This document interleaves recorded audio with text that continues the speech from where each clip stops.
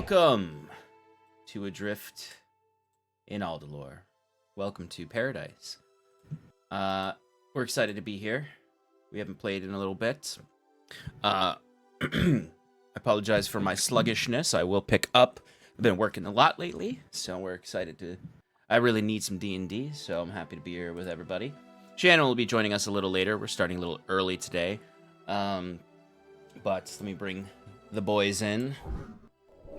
We have a treat tonight. Michael, our dear Septimus, is going to be reading our typical Shannon announcements. That's right. I need to overcome my fright of public speaking. So what better way to just completely botch this for Sean and the guys? No, but seriously, let me talk to you about our partners. First is Underground Oracle Publishing. Underground Oracle Publishing is a TTRPG publisher creating new worlds in the Cypher system and beyond. For as little as $3, you can become a member through their website and gain early access to the developing TTRPGs and each of the worlds they create. Up next, we have Eddie Yorke. Eddie Yorke is our character artist. You can see all of our beautiful art on screen right now. He is an illustrator based in the UK who makes art for games and books. To visit his portfolio and get in contact with him, visit eyork.com. Up next is 1985 Games. 1985 Games creates affordable, accessible, high-quality accessories for D&D and other tabletop role-playing games. Sean uses their NPC cards, who we may get to see today because we're back in Hyvin. So maybe, I know Torcal's one of them. Mm-hmm. So maybe we get to see that, and he can show the beautiful artwork if they're keeping him on his desk again. I'm not. Use Paradice Prod. Use Paradice Prod for 10% off your entire order. And lastly, just miscellaneous stuff here, it looks like. Our VODs are on YouTube. Good for Sean. Good for Shannon. Mm-hmm. Actually, you know what? Good for Sean. Shannon probably didn't do anything. And since she's not here, she's not going to debate me on that. So good job, Sean, for getting the VODs up on YouTube. Also, you can join us on Paradice or Bluesky, Twitch, Twitter, YouTube, Discord, Instagram, and TikTok. And yeah, I think I hit all of it. How'd I do? You did. You Fine? did pretty good, actually. I think Shannon would be proud up to the point when you ragged on her. Like, legit, I was going to tell Shannon, like, go. I would not be doing my job. That's fair. That is fair. All right. Let's jump into a little recap for ourselves. I should.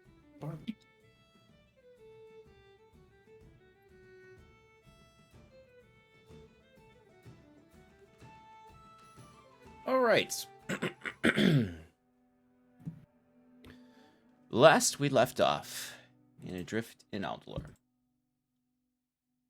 Iron and Mana spent some time in the recovering city of Stormbreaker Landing, where they discovered Stefan. Don't do that to me. Where they discovered some old friends prospering, but also some new friends in the form of modrons that have littered the courtyard of the astrologer's tower there. They spoke with some of these modrons, and most distinctly, they called the light of Machina that had reignited the tower, the lighthouse, a lacuna. This sent the party into a bit of a discussion on what exactly a lacuna is, but also some skepticism towards Septimus's magic, since something calling itself lacuna has threatened the party in the past and has caused strife for them. So this is certainly tingling at the back of the minds of Iron and Mana, both creating new suspicions, but also some confusion over exactly who this enemy is. The Modron continue to follow our party and harass them a bit, inquiring about more knowledge, as our party also tried to overcome them with some logic puzzles. But ultimately, the monodrone proved to be non-threatening, despite their despite them swarming this particular part of the city.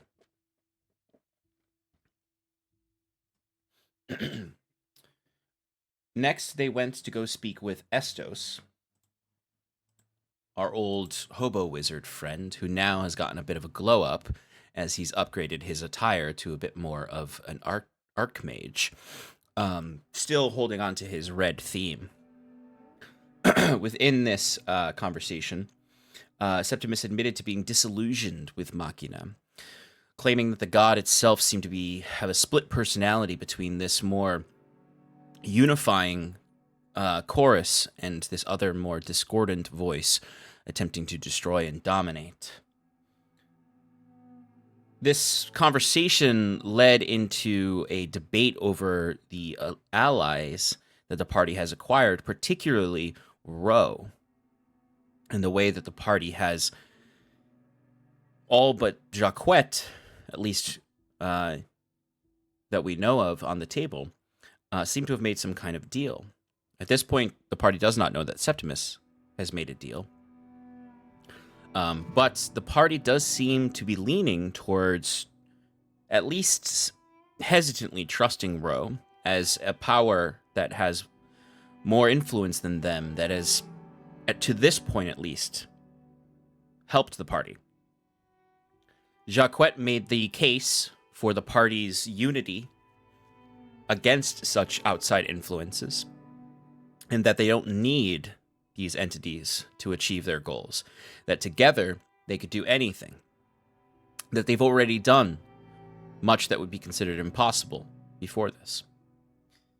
The conversation reached a bitter compromise when Saskia proposed that Ro, under a circle...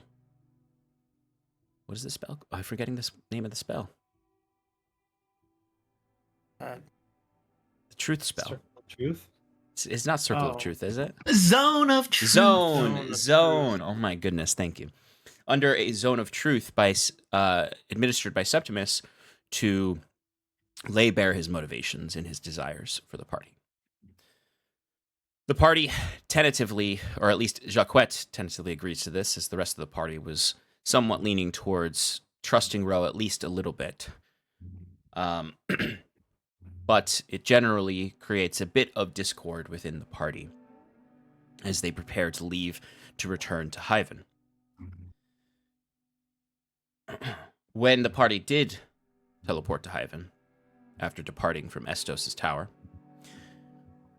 during the tremendous magical feat of teleporting the whole Kiranese dreadnought, there was a moment when, under the magic inundating the space, that Jacquette and the party was able to see something lingering over each of the members except for Jacquette. A horned shadow, something that in the past has represented Ro. The only difference here is that the two that we know have pacts with Ro were joined by Septimus, who had the influence of Ro upon him.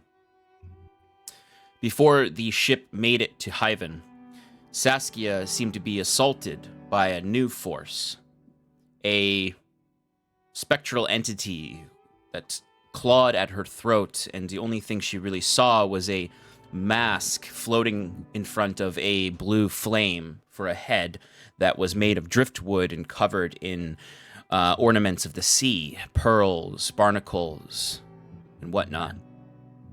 It said nothing, it just simply throttled at her throat for a moment before vanishing as all the lights returned to the ship.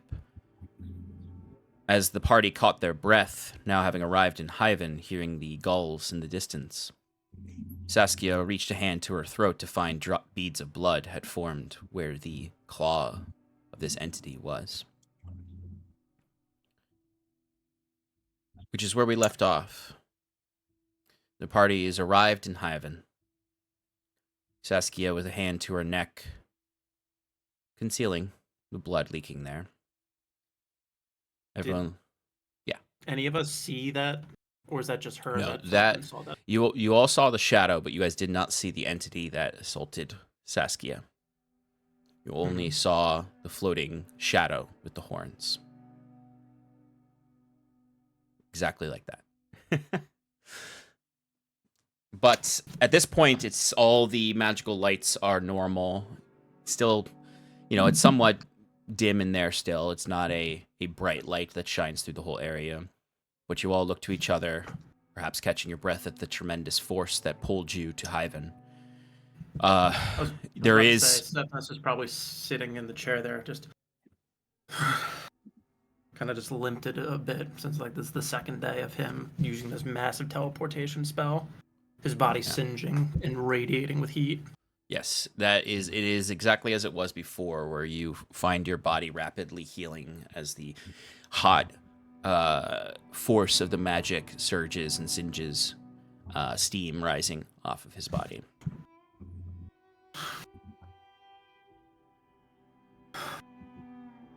Is everyone... Are you all right?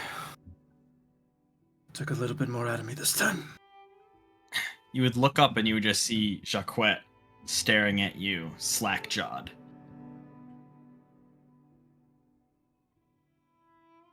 No. I know, I don't look good like this.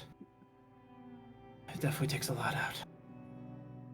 And then he looks over to Fyrn and Saskia, and then his gaze returns to Septimus, and he goes, "Not you too, Septimus. Come on."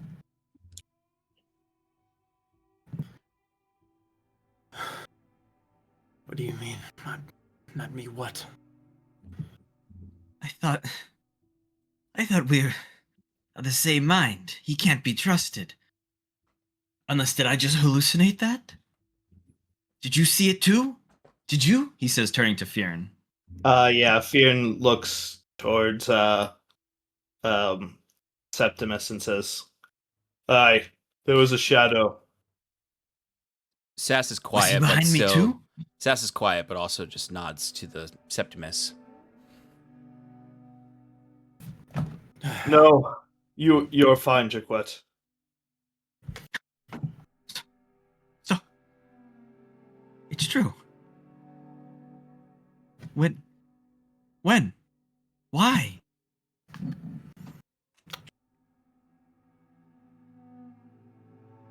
I won't deny it. Yes. I did make a deal. And it's for that reason why I am back. As I am now.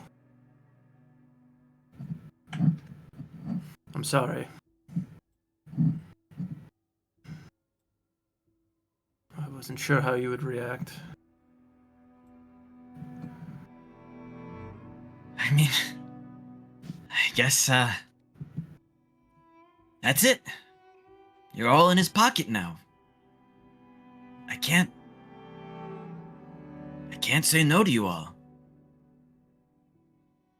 Fuck. And then you see Jacquette quickly takes out his hand drum as he plays out a beat, and he's gonna cast Skywrite over the ship to basically just like alert the city. Something like, "Never fear, Iron and Mana is here. Don't shoot the fucking ship." Yeah. Fyrn puts a hand on Septimus's shoulder and helps him out of the, device, and says, "It is a devil's nature to try these, to manipulate when at an advantage. You may have had no choice but to take a deal in order. It might have felt that way, but just know that Ro has done this to many powerful people, such as you and I. We will find a way together to get through this." I won't want to rationalize it like not having a choice. I did have a choice. And that choice that I made is one that I think was the better one. I never said you didn't have a choice. Only that the devils, they are very tempting and can easily manipulate. With Septimus's last sentence about having a choice but choosing the right one, you see a look of not necessarily understanding, but Jacquet is like clearly starting to piece together your previous mentionings of not having as much faith in your god, right? And like this build up that you've been coming to of being like, well, Machina's not quite what I thought it would be. So Jacquet is just like, well, at least you're honest in that, Septimus. That I can appreciate. Just know, Jaquette, me taking a deal with Road is what I think is my best intentions. I won't sit and sway and try to convince you to do the same. Actually, I'll actually continue to refuse. As though I thought that making a deal with Roe was in my best interest, and laying out the specifics of the contract to which we both were in a win-win scenario, and that I would not be screwed up. There's obviously, I know, still a chance, although to my calculations, maybe around like a 20% chance that I've been swindled. It's a dangerous thing. So what was the trade? You come back, and what do you give him? I didn't lie about the vision I had with Machina after my passing. I saw the entity, the fractured mind of what I call Machina and the other chaotic Lacuna. They told me that I was going to be ascending and that they were going to take me, meld me in their vision to achieve whatever it is that they want. And in that moment, Ro appeared and offered me a chance to keep my faculties. So it was either I assimilate with Machina, I'd probably return, but it would be a Septimus that you would no longer recognize or even know. Not physically, obviously, but what is my Olma? Whereas with Ro, I still had control over myself and my actions to a degree. The deal is this may seem deprived a bit because it is. Any soul or person or Olma whose life I take or whose imprint I put upon with the power of Machina is delivered to Ro. Full stop. To aid in his fight against Anchornash. Until Anchornash is defeated, at which point all those souls would be returned and placed under my guidance. Whoa, wait. So those, Jacquet points to the cinders that float around you. The souls of those that you've killed? Thinking back to the several times that Septimus has used contagion and just breaking down the people. Yes. And so, the contract stipulates that these souls can only be used by Ro in the fight against Enkernosh. And That then, is, when the fight is over, does that just mean when Enkernosh is defeated? And Jacques like takes out little glasses and he's like, per the legal code, I'm not sure how we define defeated. To for you, Septimus, part of this is also that if Ro were to achieve his return yes, to the material yes. plane, yeah, just making Sorry. sure. Yes. More specifically, to help him stave off in the hells against Ankernosh. I get the ultimate transfer would be bringing him to the material plane, looking to Saskia, And at which points they'd be returned to me. And what exactly do you intend to do with these souls? How can you...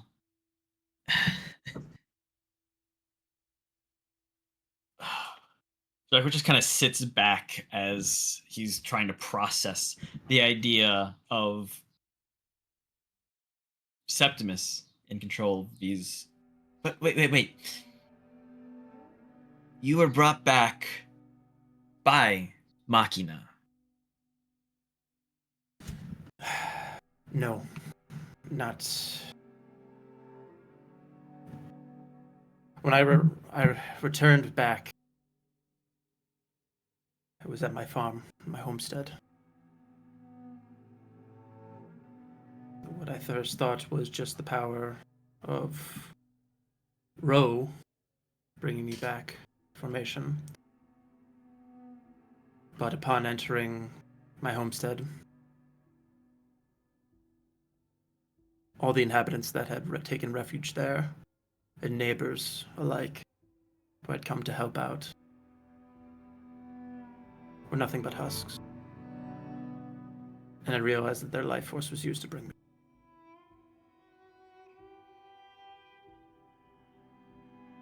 Did Ro do that?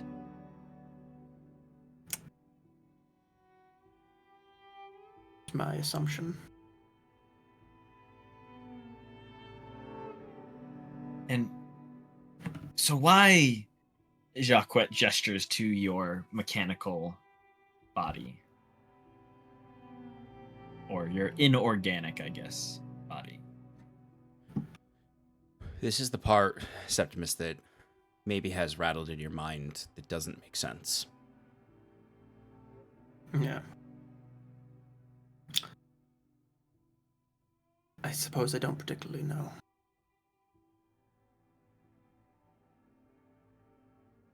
But as I said, regardless of me taking Ro's deal or not, just before I slipped out of that realm and back here to the material plane, I heard Machina cry out that I would be used regardless. They see no matter what, if I'm assimilated or not, I have a part to play in the game. So perhaps they did. I were responsible. It would explain mechanical transformation.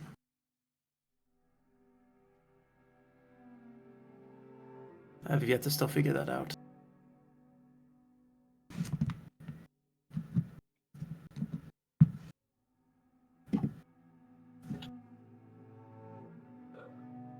But as far as these souls under my guidance, let me assure you that my intention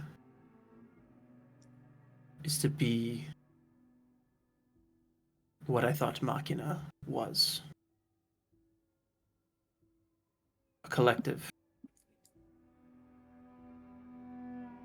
of knowledge together. And I wish to take that what they have for myself.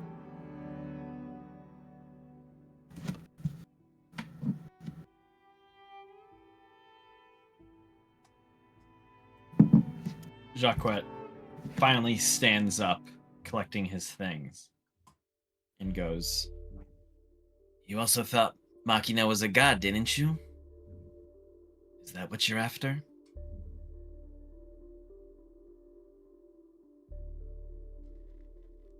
The title's not what concerns me, but a being that is powerful and that could do good. Form that is malevolent in this universe, as opposed to sitting idly by and watch as atrocities and horror fill the land.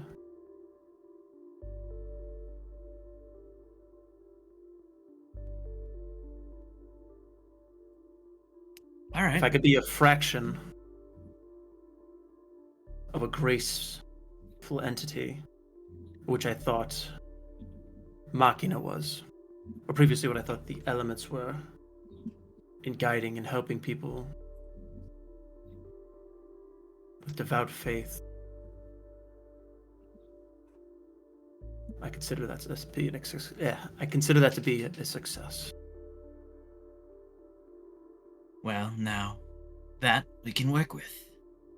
And Jacquet walks over to Saskia, holding out his hand if she hasn't gotten up yet, to help her up, and he goes, "I guess we're gonna help a devil to fight a devil. But, as you once said, Saskia, and I don't think I was there, better the devil you know." I feel like that's been said a few times. Yeah, that's fair. And you can kind of tell in Jacquet's voice that there is not a full commitment to this. But he still seems compliant. As Septimus is like describing his rationalization, Fyrn is looking increasingly like frustrated, but isn't saying anything. Like you could see that he's like clenching his fists. He's like white knuckling. But at some point, he just hears what Jacquet has to say, and he looks to Septimus and says, "It would be hypocritical of me to judge you for your decisions, but I want what you want. I want you to become a force that's powerful for good. But there are many dark forces in this world that are pushing us in ways that we cannot fathom, that we cannot see, because they are bigger than us. We just must try our best, and I will do everything that I can so that you do not stray from that path."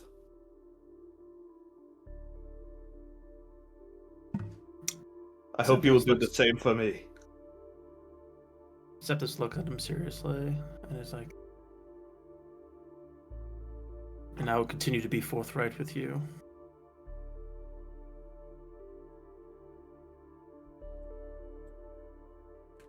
Being benevolent and good is not the only thing that is driving me to ascend to this power. It's these forces of the Modron and the Great March that terrifies me. These creatures to simply come and observe in what they call an audit, where at the best they monitor, but at the very worst, correct, as they say, is a termination of our realm. It scares me. And I need to be ready. We need to be ready. We don't actually know the capabilities of those Modrons. They may be all talk and no bite. bark and no bite. True. But the little information that exists and all the research we've tried to attain for them just gives me an urge that this is a primeval, a primal force. It's better to be over-prepared than under.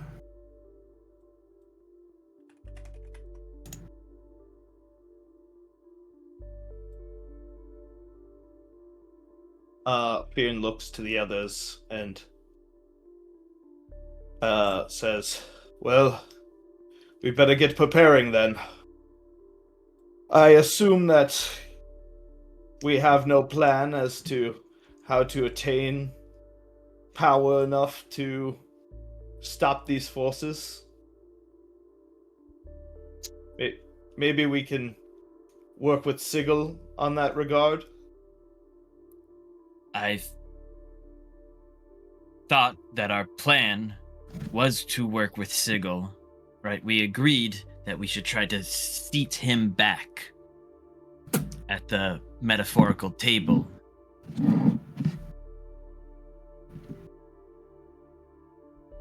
I'm still in agreement with that. You are. Right. And then we would use Hyvin as a base to consolidate that power.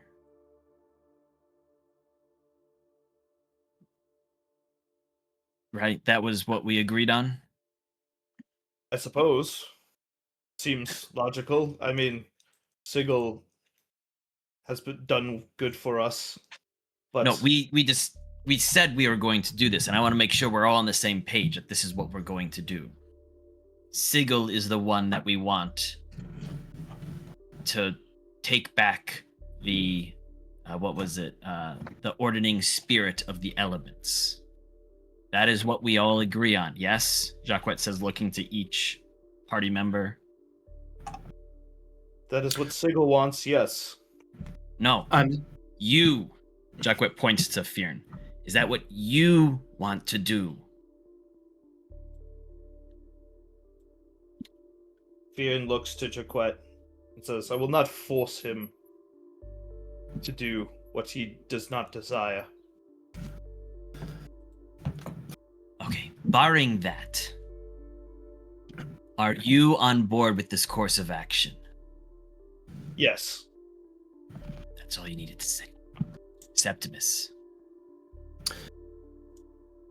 Sigil has proven to be an ally and can be useful in this fight that I've mentioned. So yes. Okay, Saskia. Yes. Yes. Ah! Ah! Do you agree that we should work to put Sigil back in the seat of the ordaining spirit of the elements? Is this the spots that Ro is also asking for? I think we've only assumed that he was wanting that spot. Last time I you don't think talked he to him, outright he was said it. very kind of like wishy-washy about that. Sorry, I was a little, I spaced out. What did I miss? But just a question, Okay, and then we'll great. fill you in. Yes. Yes, with a little star next to it. No, Fyrn was trying to do that bullshit too. We gotta just lay it out. Septimus just laid bare that his resurrection was only through a contract with Ro.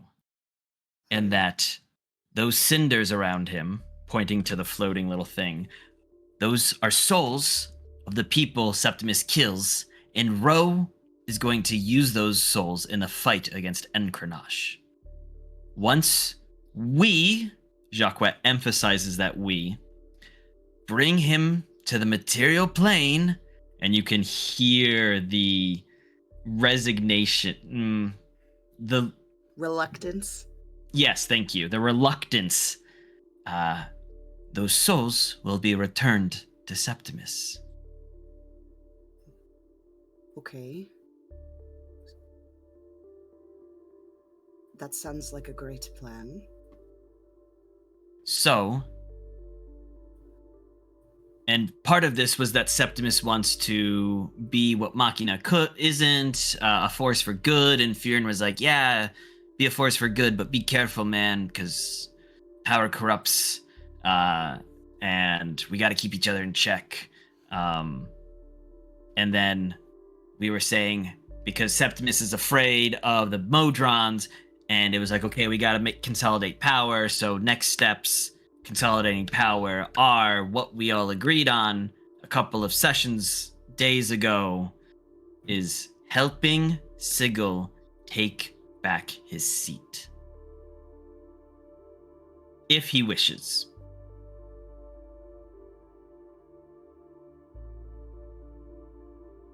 Okay. Perfect.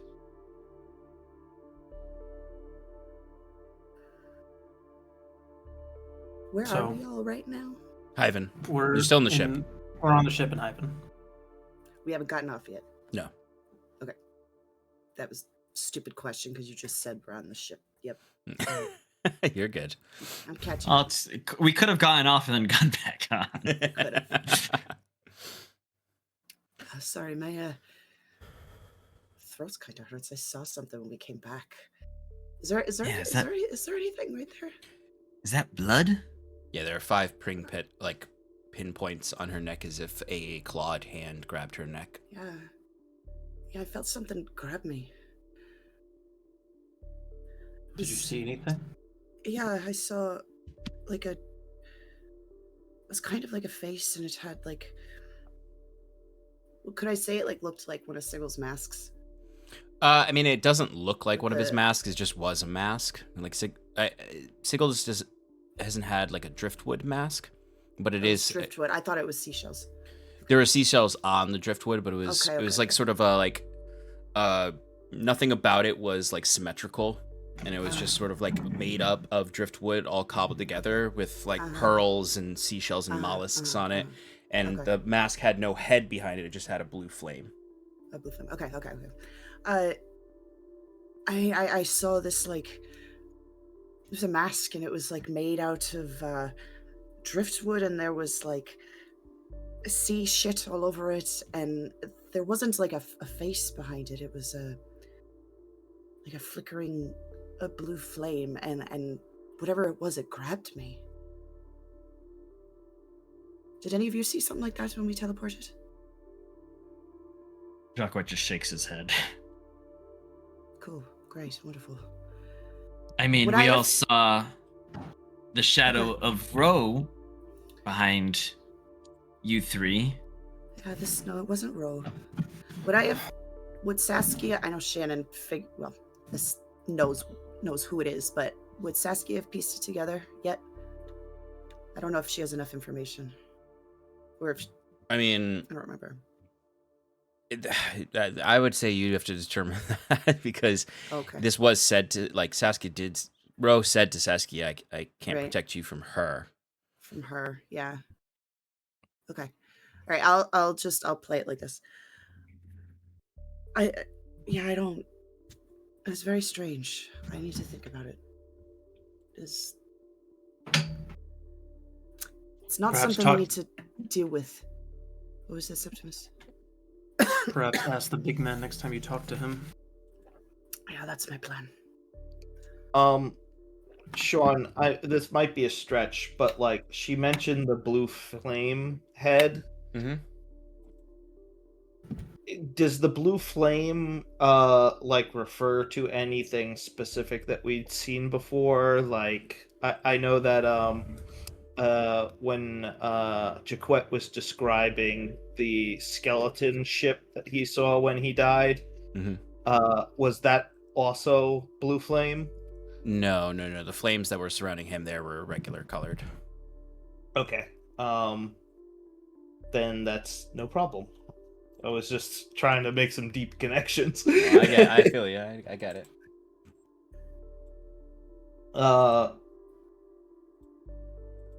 Yeah, definitely worth looking into, Saskia. If we have any more enemies on our tails, it's best if we keep ourselves informed. Aye. Right. So are we going ashore right away, or what are we doing? Yeah, I guess let's go meet the Zan.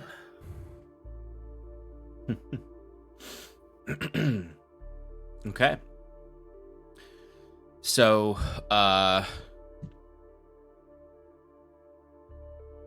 you... Is there... Go ahead. I think Fyrn would probably take everybody and like guide them towards the path that leads to one of those like exiting boats. Yeah. One of those escape vessels, and just say, I suppose it would be wise to keep this vessel in the harbor instead Can of Septimus do everything he needs to anchor the ship and secure it? Yeah, the dreadnought can't actually like dock. It's too big for the Bay of I mean, I Hyvin. just don't want it to like just drift away. Yeah, no, the dreadnought won't drift away. But you can take one of the landing vessels to the port. The dreadnought itself just simply cannot port in a bay as small, or in a port as small as Hyvin.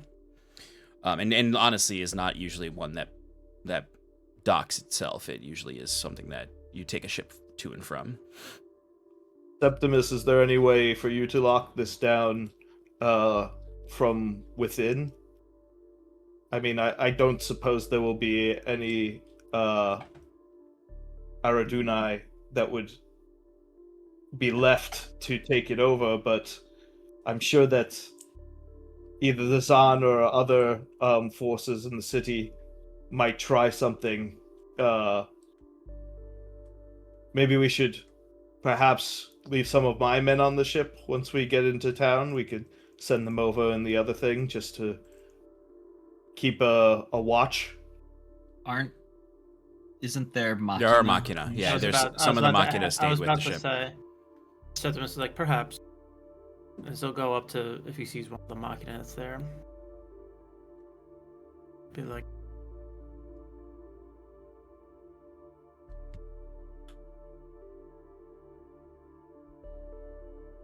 you may refuse, but especially with your newfound freedom. But could I trust the security of the ship to you and some of the other units on this vessel while we depart? The Machina would simply nod its head, yes.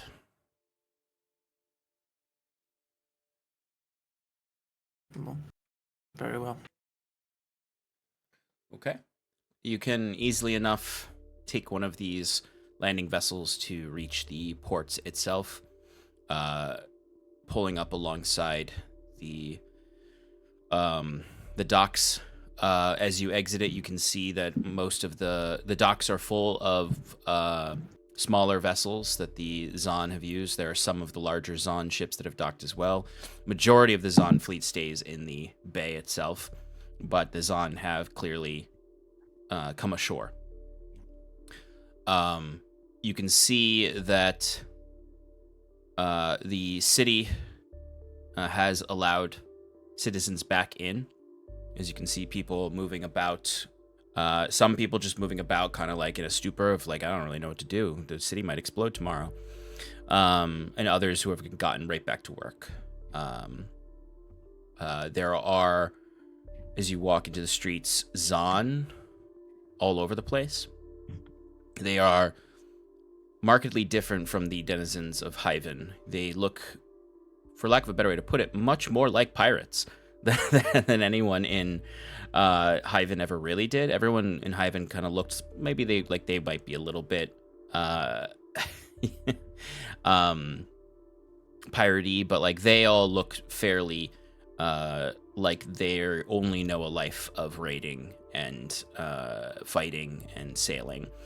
Much more sun-blistered skin. They all have a similar red theme to their attire, whether it's a scarf or a bandana or a long trench coat, or all of them have some kind of marker of red upon them. Many of them have either a tattoo or a insignia of the Zan fleet, the flag that was upon the flagship of the Zan. So they are kind of a makeshift security team right now, as much of the Admiralty Court guard were killed. Although you do see sort of like in several areas, there's like on one side of the street there are Zahn, on the other side of the street are Alumno Defiance, and they just sort of given each other eyes. Very much so the kind of thing that without a greater threat could devolve into factional conflict.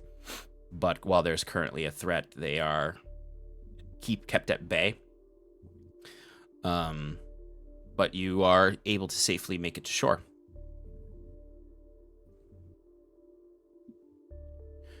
Where exactly would you like to go? Go ahead. I think Jacquet will just start walking towards the Admiralty Court. He would assume that's where the people that need talking to are going to be. And as we're going, he's kind of eyeing up the Zahn individuals. He turns back to Saskia and Septimus specifically and goes, "As the locals, what do you guys know about the Zahn?" So, Saskia, you lived the first few years of your time in Alfdal in Shallow's Gaunt, and you knew that a cushy position for a Selkie was to be recruited into the Zahn fleet, because you would become a crafter and a scrapper for them.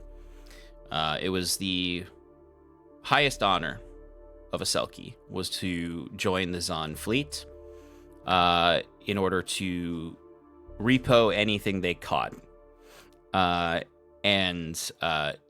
But it was also not a life that was great for everybody. So many people would return from being a Zahn scrapper, and they were different. They were not as lively, not as cheerful. They'd seen some shit. And in that sense, many people would talk about it as almost like a scary story. Like old Higgins went off to be a Zahn scrapper, and he's never been the same since. He doesn't speak much. He has meltdowns. But then also at the same time, in the same set breath, you might say, "Oh well, Wiley Jasper though is extraordinarily wealthy and lives up in the highest peaks of the Barnacle Town, and retired from being a Zahn scrapper."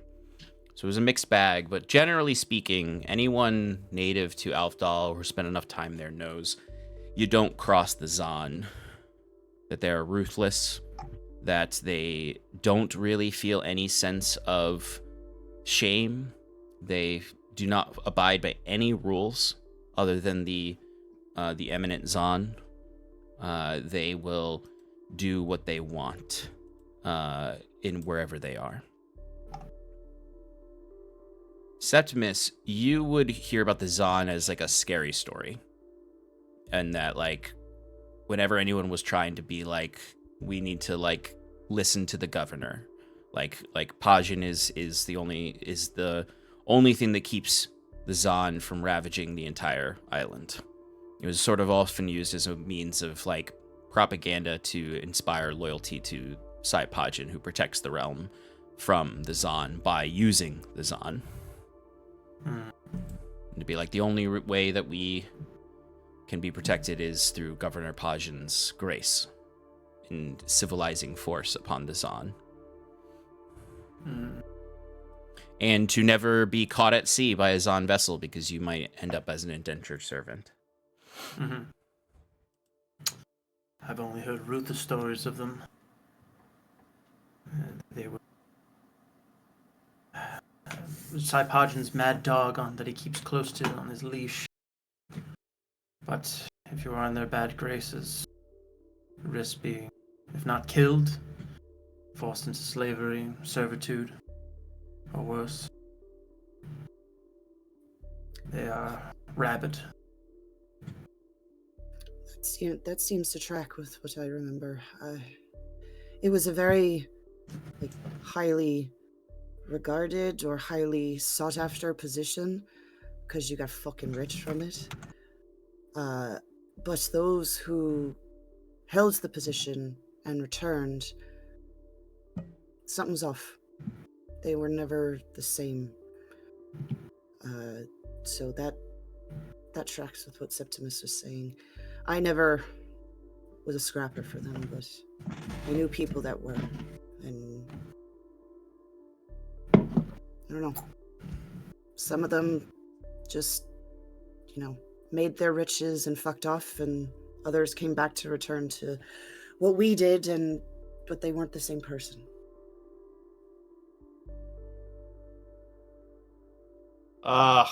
Another new day, another new rat that comes to Hyvin looking for power. Nothing we haven't handled before, eh? Jacques holds his fist up to Fyrn. Knock his fist. That's what I'm talking about. And it's like, as Saskia describes this Selkie relationship to the Zon, you would like see a little pack of Zon, 3 of them there, and like next to them is just this like scrawny individual who has like several like just knickknacks hanging off of their vest, like makeshift tools made from both expensive material that they may have scrapped as well as junk that they've retrofitted into it. They've got these pair of like salt crusted goggles on, this old bandana holding down this really greasy hair, as like one of the Zon just like sort of like smacks them in the stomach, laughing voraciously as it's sort of, this is the life of a Selkie in the Zon hierarchy. Oh, yeah, you can spot them from a fucking mile away. He's from Smell them Scotland. too. What'd you say? Smell them as well. Yeah, they kind of smell like Saskia. All right, It's been a busy couple of days, or a busy day. I'll fucking take a bath. Hey, you're the one that's getting when we're ready. defensive, okay? Well, stop fucking telling me that I smell. You say it every didn't. single day. I was making a joke. He says, looking between Septimus and Fyrn, like, I smell of oil. Too many machines and too many machines on that boat. It's making me uncomfortable. It's nice to be back in the city where things are normal, I suppose. As you say that, someone empties their chamber pot into the street. Absolutely. And Jacques says, "Yep, the stinking shithole of Hyvin. Oh, that smells good." As he quickens his pace. Yeah, it's like even as that chamber pot's emptied, you just see like the gnarliest looking seagull just like flutters down and just starts pecking at it. And it has like, I was gonna say, and it has some like metal chunks sticking out of it. Remember when we ate those? They're pretty Can't good. forget it. This is when you all wake up from lead poisoning on that deserted island. But easy enough, you get to the ramparts that lead up to the Admiralty Court. You can see the sort of, not ruins, but sort of the remnants of the battle you had at the gatehouse here. You can see a couple of Zon with like a single Admiralty Court guard are at the entrance. The Zon are like leaned against the wall, laughing. You see 2 of them playing dice, crouched down on the balls of their feet, while the Admiralty Court guard like stands there, hand on the hilt of his sword, like trying to look like the prominence of the role prior. While like a Zon like puts a heavy arm around, like the Zon is like probably like 6'6", while this guy is like 5'10", and he's just sort of like laughing at him. He's poking him in the chest and like sort of smearing dirt and whatever was on his hand on his tabard, showing the Admiralty Court sigil. Just like a clear like humiliation ritual upon this guard from these Zon who just have no regard for anybody due to their power. Fucking bullies. As we walk by, Jacques does like a nice bow to the Admiralty Court guard and looks over at the Zon. And maybe feeling emboldened by Fyrn and the rest of the party at his back, he's going to go, "You got something on your shirt." And when the Zon looks down, he mage hands up his nose. And you can see, like, when the Zon looked to you when you said that, first of all, you see like this square-faced jaw, like grayed out eye, salt-crusted bandana over the head, just like gray and black scruff on his chin. As he sees that, he looks down, the mage hand goes up his face, and he goes into a fit of rage, as you would expect, as one of the other Zon grabs them and pulls them back, and you can just hear quietly him whispering, "The Eminent Zon wants to talk to them. Stop it, you're embarrassing us."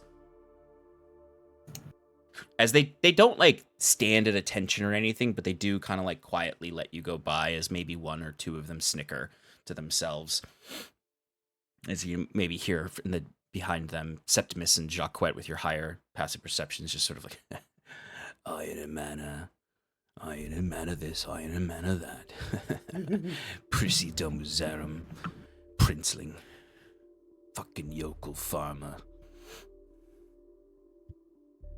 Turning to Septimus, Jacques goes, "I'm not royalty. How stupid are they?" I don't really look like a farm boy anymore. But you pass in, can head right to the Commodore's Manor to head to the offices. Same thing, Azan at the door with an Admiralty court guard. But inside, once you're inside, it's like you almost like maybe even breathe a sigh of relief, as it is as you expect. Admiralty court guards, no Zon in there. One of the pages would run up to you immediately and just be like, "Oh, amazing! We saw the Skyrite spell. We were hoping you'd come right here. Come right this way." Leads you up to the Commodore's office, where he opens the door to let you in. Inside, you can see Emil smoking a cigarette, Nice. leaning against one of the bookshelves of the Commodore. You can see, this is when you first meet Eminent Zon, Ionico Bardly. He is, hold on, let me change these vibes. This music is not very Eminent Zon.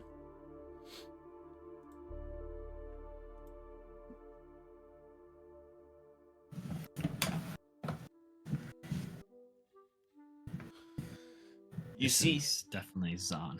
I know. What was his name? Sorry.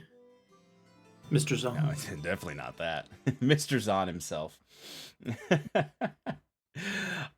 His name Ron. is Ron the Zon. Ionico Garibaldi.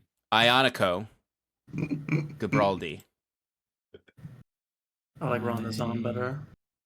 Ionico Gibraldi. Garibaldi. Gabraldi.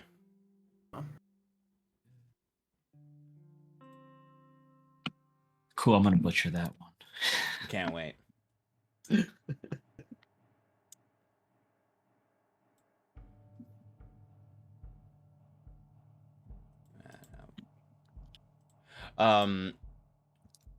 But to describe him, now this is Jacquette's theme. We can't use this one. I have a theme. I would argue this is very much the You one picked used it. often. Yeah, I guess I walked right into him doing that. Got him. Oh, I'm not gonna. I was about to log in to suggest something, but that might mess it up. Totally fine. So he is a barrel of a man, is the way I would describe him. Extraordinarily tall, like similar to the Zon outside. He is well above 6 feet tall. He wears a long, gold decorated, crimson red captain's jacket. He has a bouquet of frilly, yellow stained scarves around his neck that goes up here to the neck, as if he's almost a caricature of a noble man who still works on the deck of a ship. He has quite possibly the most impressive mustache you've ever seen in the lands. Like truly massive and waxed, sticking out from the sides of his face. Like truly the mustache one would associate with a czar of sorts. And this powdered wig that comes down in curls but doesn't sit quite right on the head. You can see the black hair underneath. On the desk is a large captain's hat that puts Jacquette's gift from... Saskia gave you the hat, right? Yeah. Saskia's gift would put that to shame. Despite the regalness of the rest, he wears no shirt. And his barreled chest is laid bare, sunburnt and covered in scars from the numerous battles of his life. A thick sash that kind of comes up to the top of his stomach. Heavy salt-crusted boots that sit now on the Commodore's desk as he leans back in it, sipping a healthy glass of whiskey from her liquor cabinet. Yellowed teeth, and everything just sort of bleached and stained from the sea. As he has a decorated cutlass at his waist, with gems encrusting the guard of it and the hilt, and the scabbard itself just lined with so much gold filigree that he can't even really see the design anymore. It just looks like a golden scabbard. A pistol lays on the table, as if he just tossed it there. As he smiles at you all with a gold tooth replacing one of his canines that looks like a little bit sharper than a regular human canine. As he sits back and just sort of is finishing this drink.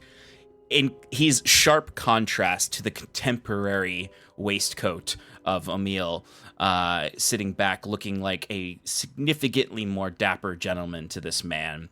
Despite himself looking disheveled for what he normally would look like, his sleeves rolled up, his collar unbuttoned, his hair not slicked back perfectly as it normally is, but is a bit array. But he sits there with the cigarette in his arm folded, as he's just he seems exhausted, Emil, from dealing with this Ionico Bardly, the eminent Zahn. Emil turns to you with a look of hope on his face, like I'm not alone anymore. As Gabraldi finishes the dregs of the whiskey, slams it on the table and lets out a belch. As he looks and he says,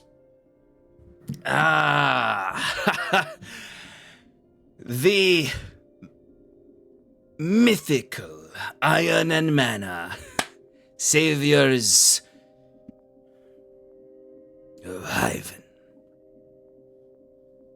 Jacquette strides forward as he talks, and he's gonna mage hand again, putting out Emil's cigarette, and then going to get himself a glass of whatever was left out to sit in one of the chairs. As I recall, there's like a series of chairs with the table in front of the desk. Yes. To sit like kind of across from Ionico. And he goes, we prefer legendary, but mythical will do. Well, you see, mythical legendary implies a certain heroic death, which you seem quite good at eluding, as he looks to Septimus. I think we've all died once, right? Yeah. Did you? Yep, I did. Yeah. Okay. Yep. Yeah. I did. I died. Septimus, I think twice. Three Yeah, times. I think you were 3 times, right? Or were you twice? No. I was just once. I thought it was twice. Once at the very beginning, and then Fyrn. Did Fyrn remember? Yeah, you died Yeah, twice. Fyrn died. Oh shit! Yes, so we've That's all right. died. Oh, that's right. Okay, we've all. How many times have you died? As you ask him how many times you die, he has that same smile the whole time. He seems to never not be grinning, and that like gold tooth like hangs over his bottom lip as he does so. As he stands now, and this is when like, despite you guys have faced ginormous enemies, he is a impressively massive man. He is larger than Fyrn, I would say, in width and height. As he stands up, and as he stands, there's a jingling. As you can see, he has in his sash just sort of this cluster of of bells that are a variety of sizes. Sass, you would identify those as like the alarm bell of a ship. Mm. Like he's collecting the alarm bells of every ship he's taken. As it just sort of jingles with every walk, almost like sleigh bells, but with a little deeper tone to it. It's an interesting decoration you've got there. He puts a hand up to you, like 2 fingers up, like to silence you. Just, Whoa. one question at a time. Put Do your answer. fucking fingers down. Don't talk to me that way.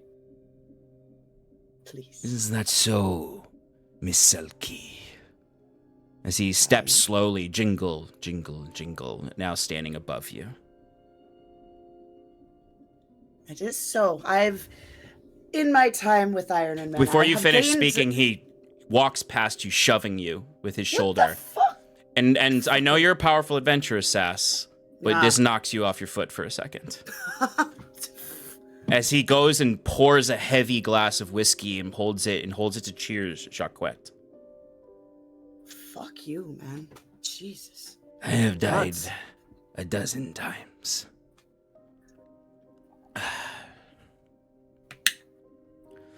As he walks slowly again, jingle, jingle back before sitting. Can So I do a perception check on that? Insight, you mean? That's what I mean. Go ahead and give me an insight check. Oh, come on. 11. It was like on the 16 and hit I the side of the know. screen. But it's me. That was cocked. That was cocked. Can I?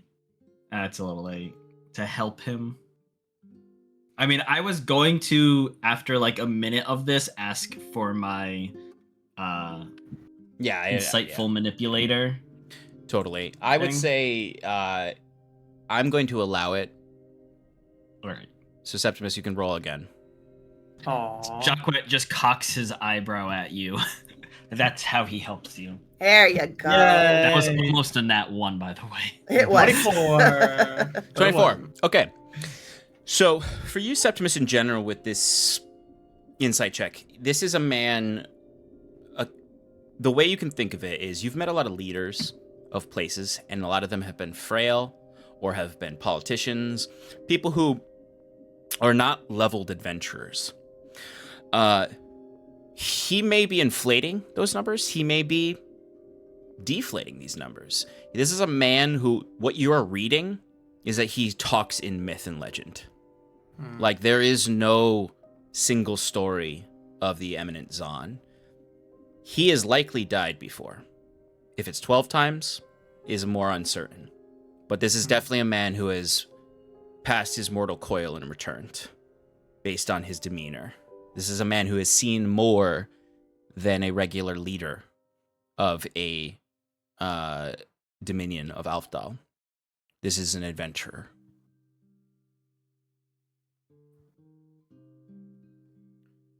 One that so happens to be the leader of an entire fleet and a dominion of Aldhalor.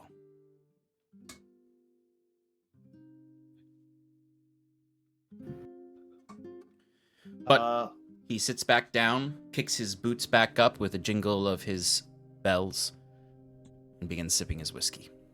So after he had said that he died a dozen times, Jacquet will ask, So what brings you back every time? He didn't answer my Bill's question. Mine was next. Veselki is right. My name is Saskia. Thank you very much. You can...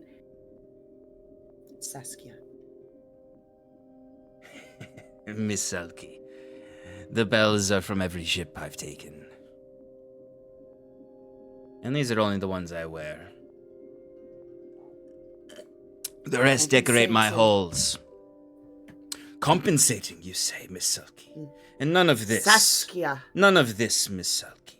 As he points at your armor and your hat and your scarves and everything, is compensating for a scrapper's history. You say that like it's a bad thing. You say it like it's a bad thing. I hate you. Join the party.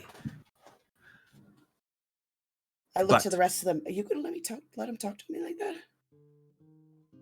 I mean, if you want to stop him, be my guest.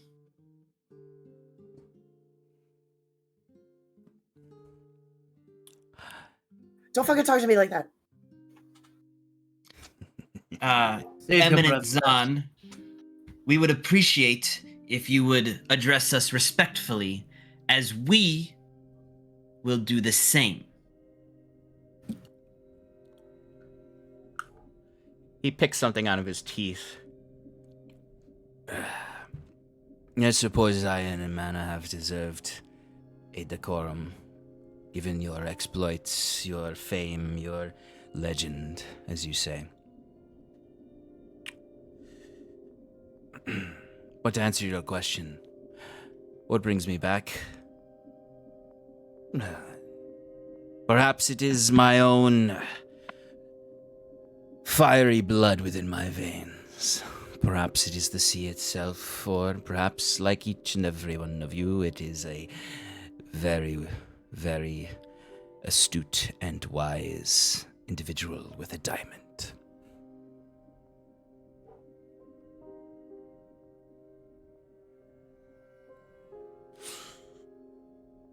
But I hope that you are here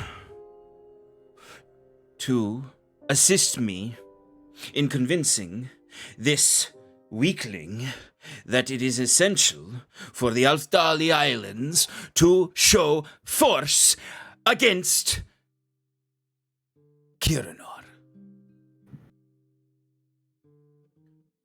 They cannot bring a dreadnought into our shores and not suffer greater than taking that dreadnought. They must burn. Jacques kind of looks between the other three and then looks over at Emile. I am making this face of like, what the fuck? Jacques a little more like calm and collected. So he looks between the three, looks to Emile, and looks back at. Oh, I guess. Does Emile make any kind of? He just gives an exacerbated sigh. Fyrn has had his like the plate, the mask over his like his helmet basically this whole time, and this is like the first time that he like flips it open, and he kind of just looks at Jaquette and he's like, kind of like this guy. Jacques laughs, looking over at Saskia, and then turns to the Eminent Zahn and goes, well, we've done the previous impossible of capturing Kirini's dreadnought without it being destroyed. So I think that will be quite the blow to them. And again, he kind of looks between the three and over at Emile, and he goes, but you're... Tell me, are you a little sad that you didn't get a chance at any of the fun? You understand that we already took care of most of their invading force and taken this thing ourselves without your assistance. And it doesn't have a bell. A shame. I must admit, my sailors are disappointed that they did not get to take the vessel before you were able to teleport it away. Hence their thirst for revenge. But Since the guardianship of Hyvin has come under the purview of Iron and Mana, the city has suffered. This island should be under the protection of the Zon. And the governor will know my opinions when he comes. And I think you can take it up with Saipajan when he arrives. Frankly, we are a little more concerned about larger machinations at work, but also concerned with the well-being of the people here that we have come to know as family and friend.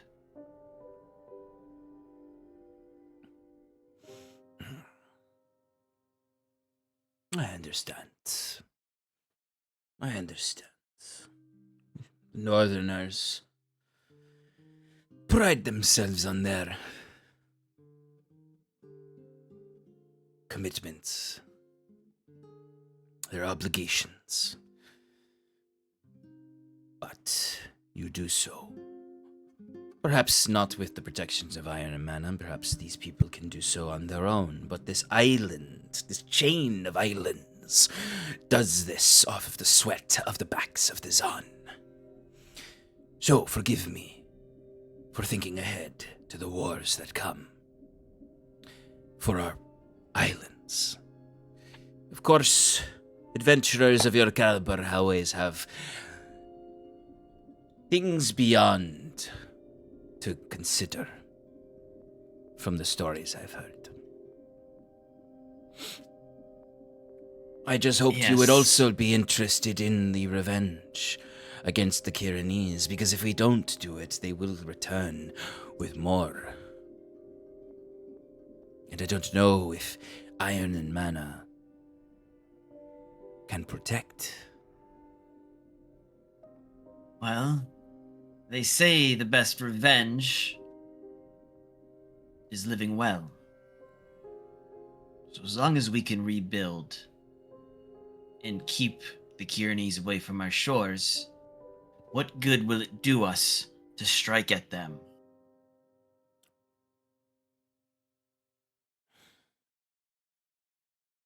Living well. Living well is for those who do not suffer the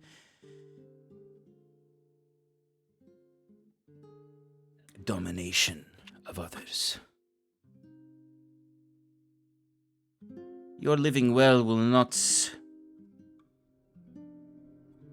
be fruitful without the security that the Zan wish to bring to these islands by attacking and showing the Kiranese that we can do more than just take one of their ships.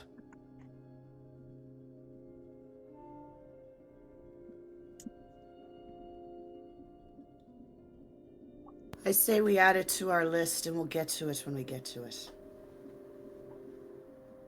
You should know, Eminent Zan, that the Kiranese may not be thinking with their own well-being in mind. We have it on good authority, I keep using this phrase, I think because you said it, upper echelons of the Kiranese society have been infiltrated by a Prince of Darkness, Enkarnash, Didact of the Void.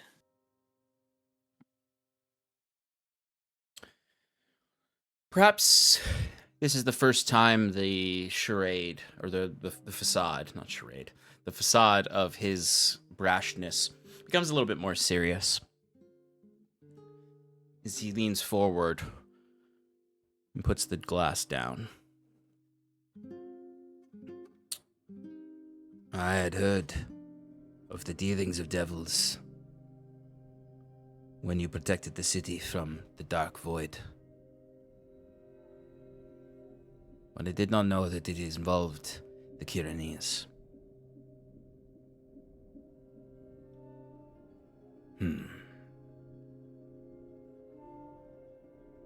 I must consult my own sages upon this discovery.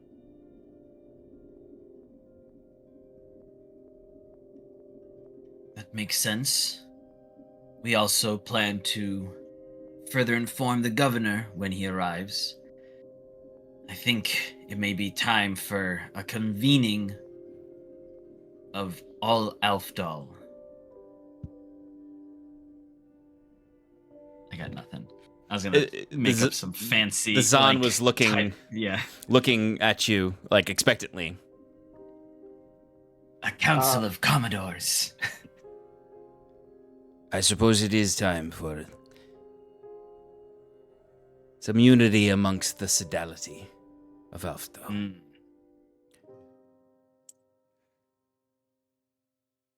Zahn, I think strength. we- Asian, wit.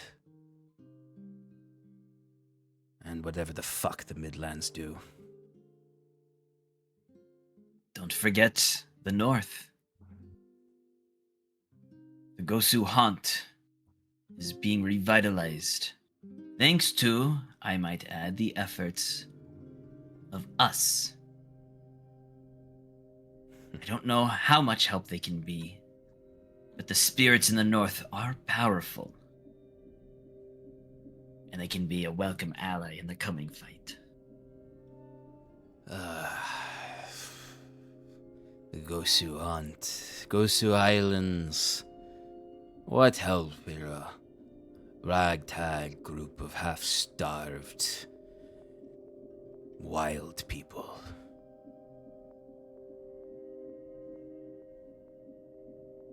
Jackpot shrugs. But I will concede that they should have a part in this, despite their superstitions. The governor will be here soon. I imagine within the next week. We will convene then to decide the fate of Aldhalor and the next march.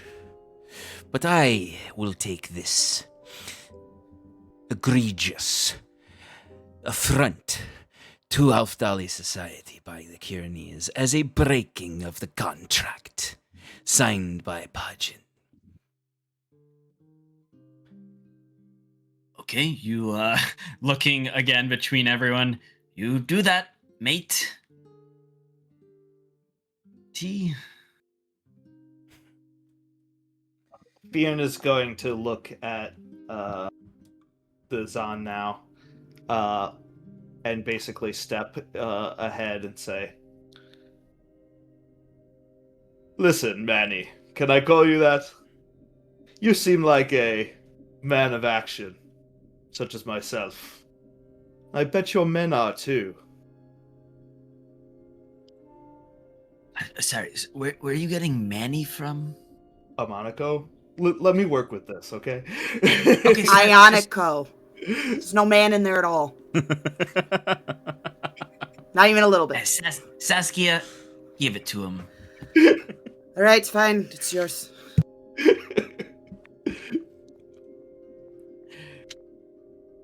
If I know soldiers as well as I do, I kind of kind of scoff at the word soldier there, like kind of side-eyeing, like, kind of jokingly putting off the fact that I don't find his men threatening.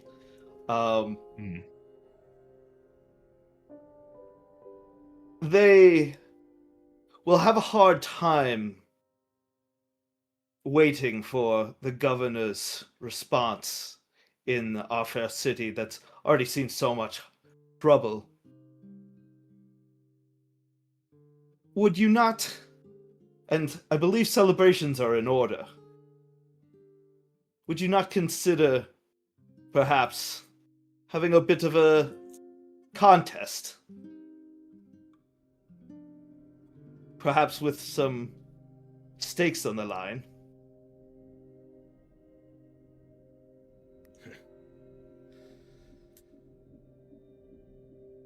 I suppose to keep the peace in this fair city of Hyvin, It would be good to entertain my sailors.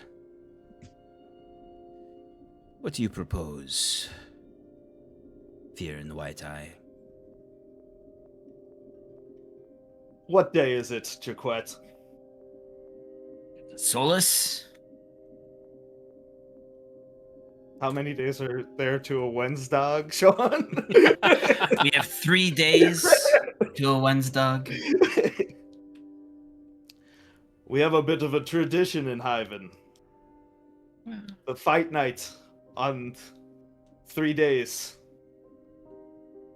shall take place in the arena within my fortress. There's an arena?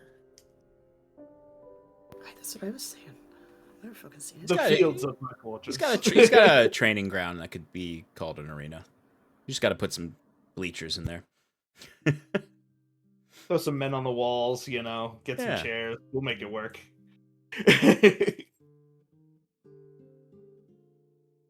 It's a tradition from the days before the devil invasion that I've been meaning to revive. Suppose you... Devil invasion was like 3 days ago, dude. It's been a while.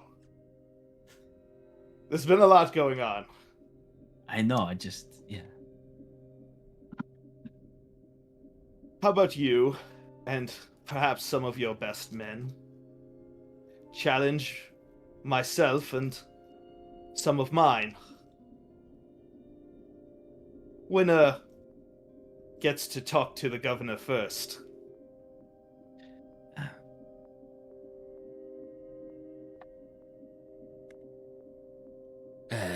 Well, it is my right as Commodore of the Zan to speak to the governor first, regardless. It is our right as owners of a dreadnought to blow your ships out of the water if we feel threatened. Jaquette scooches away from Fyrn and just like clearly looks over at Emil and goes, "So, how are you doing?" And Well, I Emil, try and Emil like catch- looks at you and is like mouthing like, "I know, isn't it crazy? We have to deal with these people." Sass. I was just gonna say I try and catch Jaquette's eye and be like, "What the fuck is this about?" He's just like Yeah. he is blinders. He is not paying attention. Yeah. He is like, all right, Fyrn can do his thing.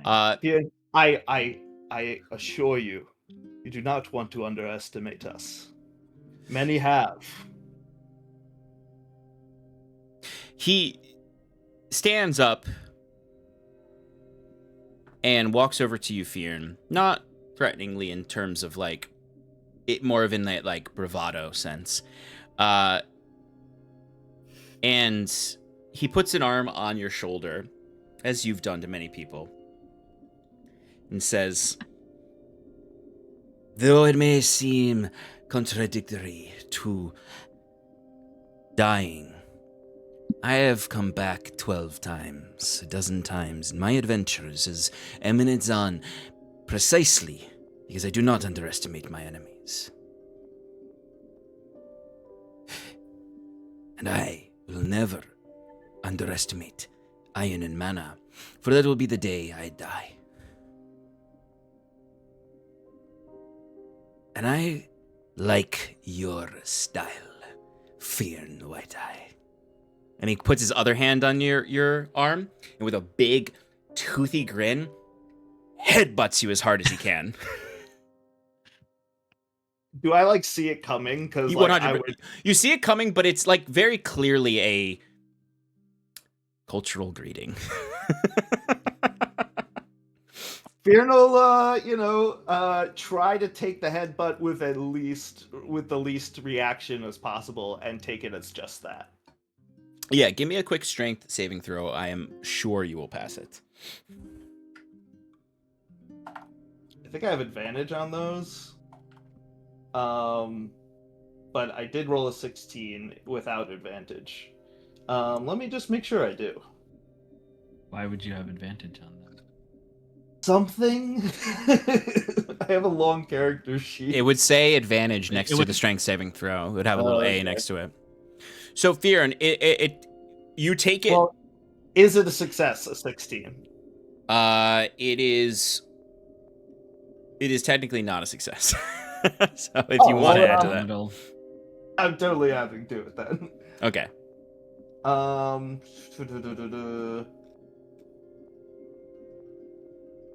Indomitable is for saving throws, right? Yes.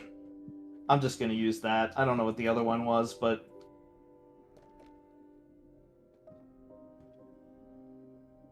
all right. How about a 32? You're good. So it at first maybe surprises you, but you, with your quick reflexes, are able to steady yourself to take it in stride with a smile.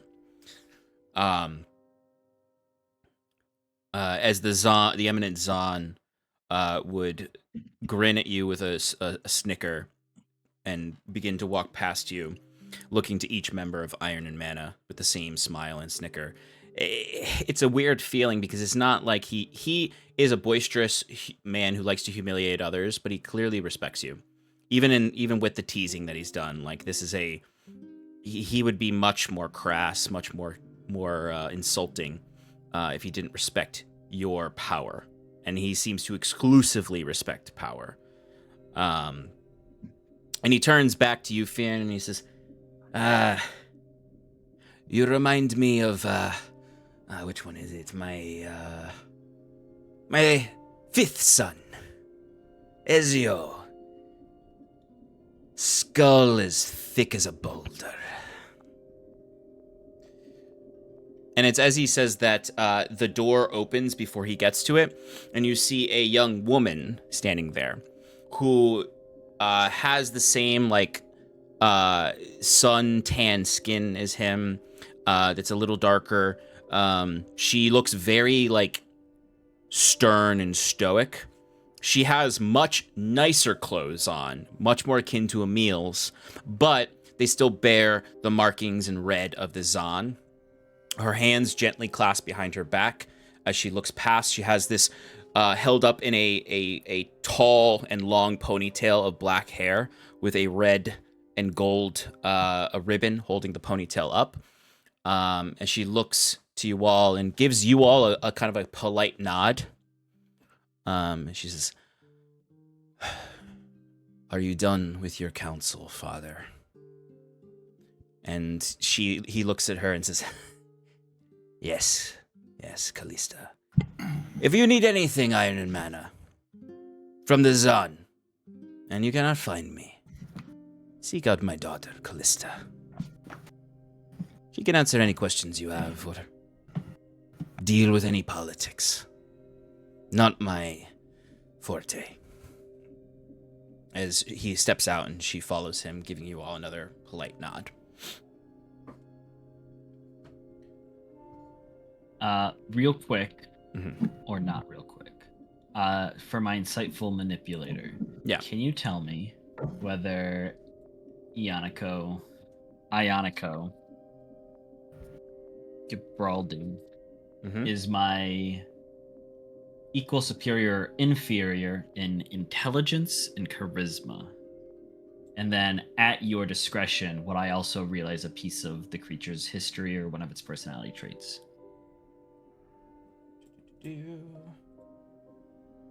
Let's see. He is certainly your inferior. You learn if they are inferior or superior to those stats, right? Right, or equal. He's inferior to your charisma. He is superior to your intelligence. And as far as a piece of history, I would say from this, you would mostly learn that behind the character of Ionico Bardly is, and I know I already said this, but is a truly seasoned and tactical mind. Someone who is cut of the same cloth as you all. He is an adventurer. He is truly moved his way through the tiers of adventuring and is someone who, like the old joke says, like that barkeep is a retired level 20 adventurer. It's that sort of vibe. Mhm. Okay. But also, I would say from that, mixed with everything he says, and mixed with him saying, I must consult my own sages, you learn that he is probably somewhat of a mystical man in terms of his beliefs about the world. He is not a pragmatic person in terms of the gods are the gods, whatever, I do what I want on the material plane. He has some levels of superstition, despite his derogative comment about the Northerners being superstitious. He is just under the impression of, my superstitions are real and yours aren't. Right. Classic. Fyrn turns back as he walks out the room and just says, "I'm confused. Is he gonna fight me? I'm not sure if he said yes or no there." This is when Emil would actually cut in, and he's sort of is rubbing his forehead. He still has the cigarette in one hand, as he struggles to take out a match to light the cigarette again, and takes a puff of it and says, "That was him accepting your challenge." Oh, great. This'll be fun. The Zon. I can't believe the governor still lets that man do these things. But he seems appeased for now. There's no world where I think the governor will wage open war against the Kyranese. But I'm sure there's a lot that you all have learned from protecting the city.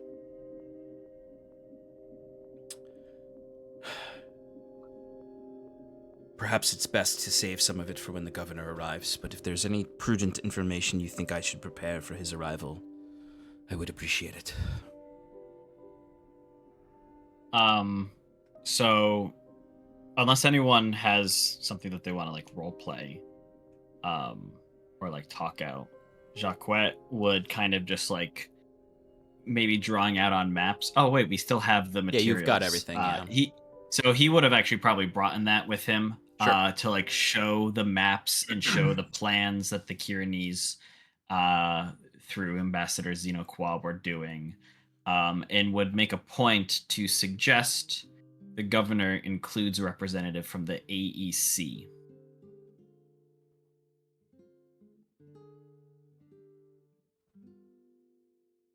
Okay.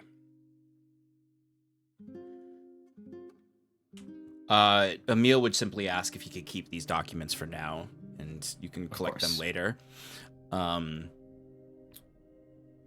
go ahead. Fyrn would also just speak up for a second and briefly just say, "Remind me, what is the terms of this contract that the Zon mentioned is in encroachment?" No Aldhalor member of the Sodality will raid Kyranese ships so long as we have access to their skyports, which granted we have not had access since the destruction of a link in that chain. Who did that? But that chain Sounds will likely be repaired soon, fully. Sounds like those contracts were lost long ago. Well, the governor has been able to keep the Zon at bay long enough. This is obviously the last straw for them. My fear is that they won't stop at Kyranese vessels. Do you imply that they'll attack Aldhalor as well? My thoughts are more with Gwen Valeri's, as he looks to Jacques. The Zon. Last thing. I imagine the last thing the governor wants is to have the Gwen Empire along with the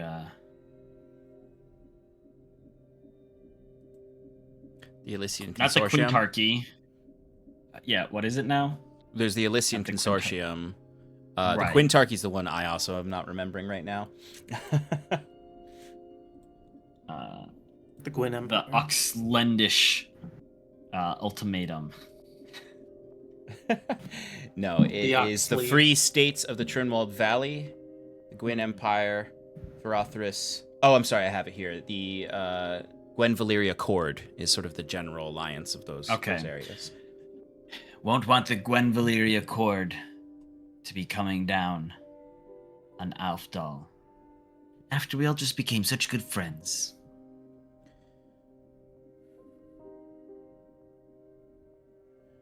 Of course. Well, I have much to prepare for the governor's arrival. I'm sure he will want to stay in the Commodore's manor, and I'm sure he will have a second stop to be made in Ezha City. Do you know when he is planned to arrive? Well, it should be soon. The Eminent Zahn is not wrong that he'll be here within a week. It's just a matter of his own whims, now that everything is safe. As much as the governor is a more civilized man than Ionico, their whims are similar. Their selfishness. Jacquet gets up at this and kind of wanders over to the Commodore's table, doing that like cinematic thing where he puts his hand on it and like gently runs it across the nice wood cover.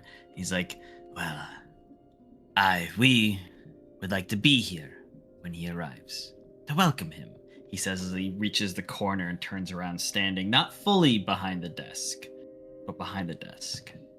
Mm-hmm. Of course. Any information I receive, I'll share with you. I'm sure the governor will be looking for capable hands. And I'm sure my time in Hyvin will be short moving forward.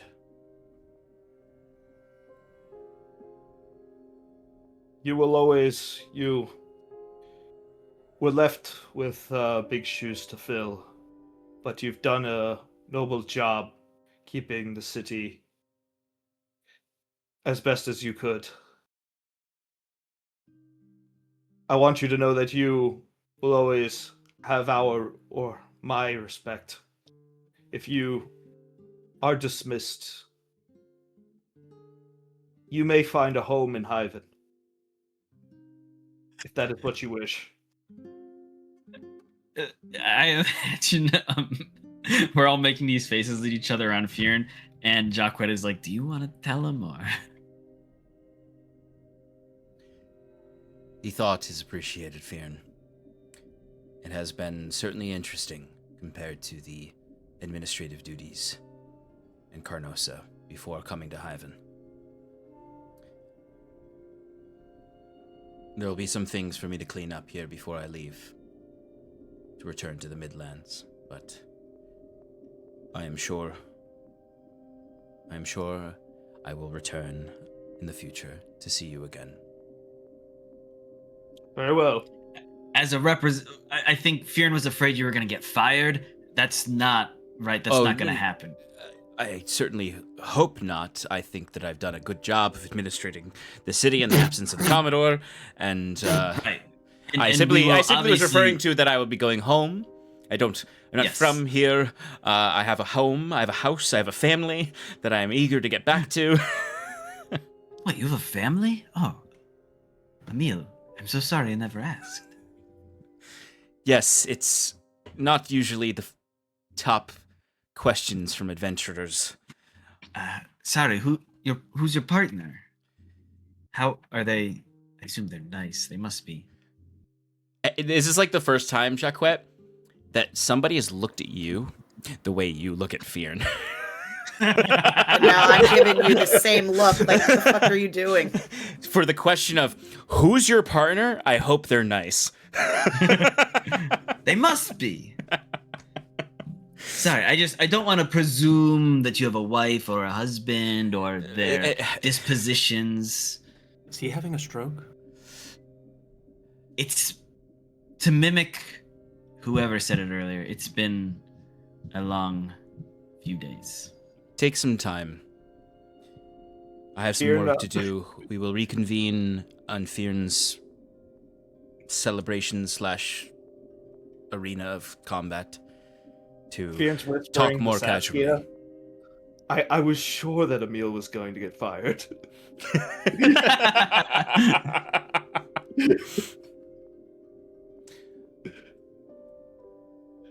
By the way, before we go, Emil, what do you suppose the governor will do when he arrives?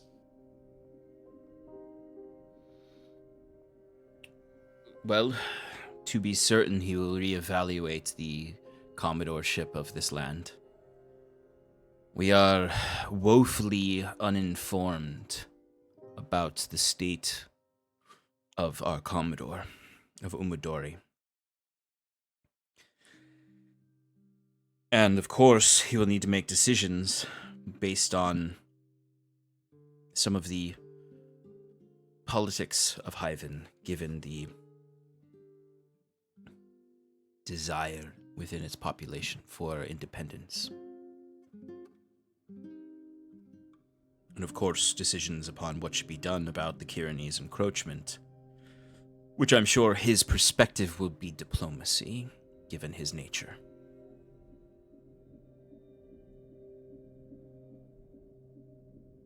It will also be important for you to inform him of what you've learned about the greater threats.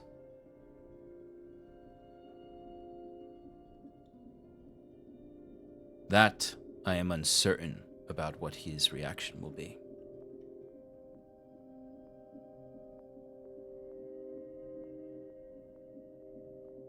But a man like the governor is quite powerful.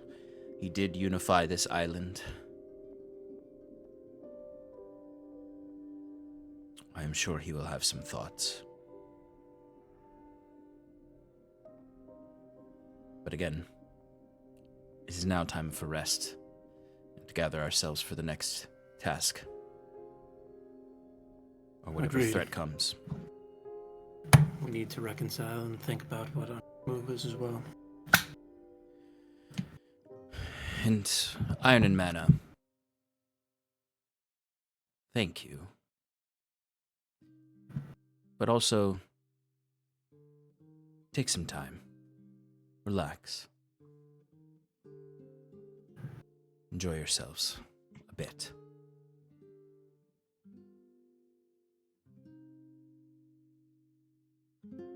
And he puts out the nearly spent cigarette and immediately takes another one out and lights it and goes to sit at the Commodore desk. As he'll enter into his NPC animation. Jacquette's like blocking him and like he like it's like, no, I'm not done doing my thing. As you leave, maybe you do look back at Emil, and it is an interesting maybe thought that might come into some of your heads of like the way that these empires or these sodalities are held together threadbare by these exhausted administrators. Hey, let's give one out for all the Bureaucrats. state, local feds out there. Thank you for the work you do. We appreciate it. The unsung heroes of democracy or totalitarian regimes. Oh! Okay. So I think we're gonna take a very short break and then finish out the session. Okay. So we'll be back shortly, folks, and stick around with us wherever you are.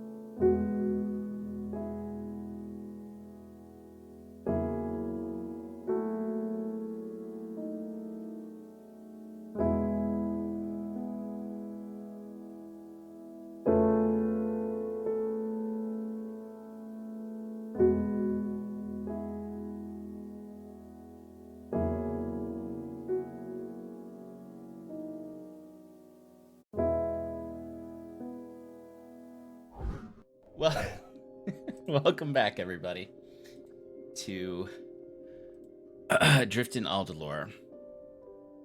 Our heroes have just met the eminent Zahn Ionico Bardly to determine, I guess, their relationship with the Zahn here, with Fyrn challenging him to a fight night with some of his best men, and learning a little bit about his political motivations, and preparing with a meal for the arrival of the governor in the next week. Now, you've left the Commodore's manor. You find yourselves in Hyvin. You're in the Admiralty Court at this point. What would you like to do next?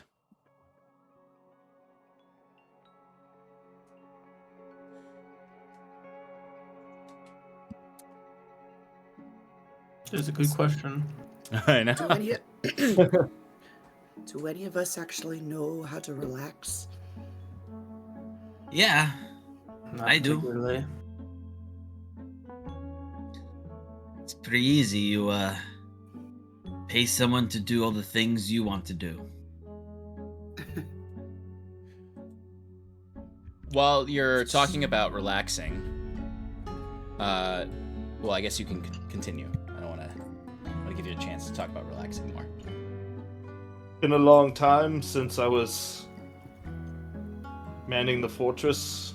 Suppose I might as well give them some face time. See how the work has been going, defending the city and the repairs after our multiple invasions. That doesn't sound very relaxing to me. It's more do we very just, fun. Do we go get drunk somewhere? Like, what's... I don't know that I've ever actually relaxed. Sure, I've, like, sat with my... Fuck. I've sat with my feet up and shit, but... I don't know. Saskia, you saying I don't think I've ever relaxed before. You hear a little voice in the back of your head and be like, watch sessions 1 through 70.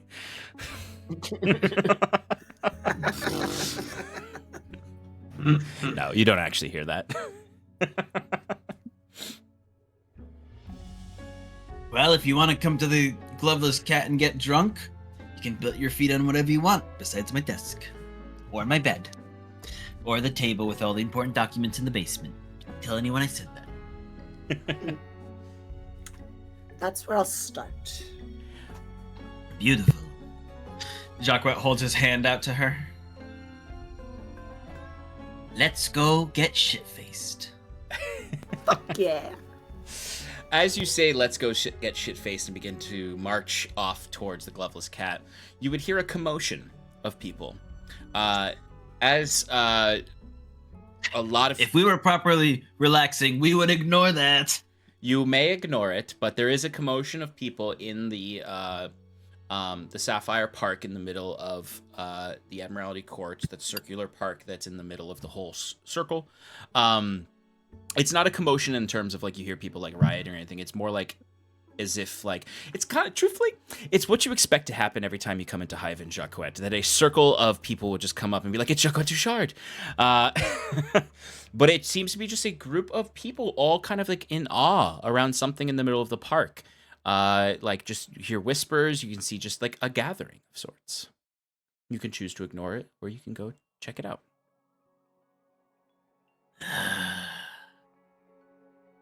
You're muted. Can we go look at that before we get shit-faced? Yeah, of course. Great. Turn. Never ends for us, does it? Like some malevolent hand is guiding us towards further. Hey, you Conflict and frustration. gotta give you a little bit of things to look at in the sandbox. Every now and then, it's gotta be a little figurine in there, left by some kid named Sean.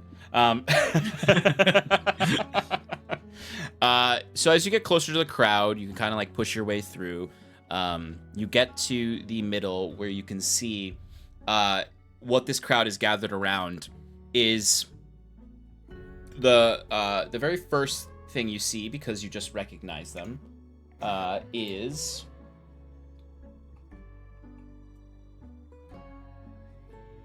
you see Dean Bronin. Oh, Dean Bronin, the old Fomorian Dean of Artificing, the old dog, the prosthetics expert, sitting on a bench in the park. You can hear the trickling of fountains. You can hear the light bird song of birds returning to the area as we are slowly leaving the winter months. Is sitting there in conversation with a Modron. Oh. But this Modron looks different. This Modron is not a little orb with one big eye and luscious lips, with maybe the tiny little wings on its back. This Modron is a cube. And it has the same lips, but it also has two sets of eyes, and it actually has a nose. It has the same spindly arms and legs, but the wings on its back are a bit larger, spreading out with, instead of it being actual feathers, is just sort of those like blades of metal that mimic wings. Yes, Stefan. Is it two sets of eyes or one set of two eyes? A set of eyes. A set of eyes. come on now. I combined two eyes and a set of eyes. Totally fair. As you can see Dean Bronin there being like, and what exactly is the origin of your presence here on our plane of existence, my mysterious traveling friend? As you can see, this boxy Modron is like almost imitating the way he's sitting. Like he's sitting with like a leg crossed and a hand up, like under his chin, scratching it. And the Modron is trying to imitate it on the bench across from him.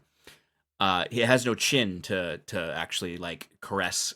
It just sort of is rubbing the bottom of the box, the square that is its body.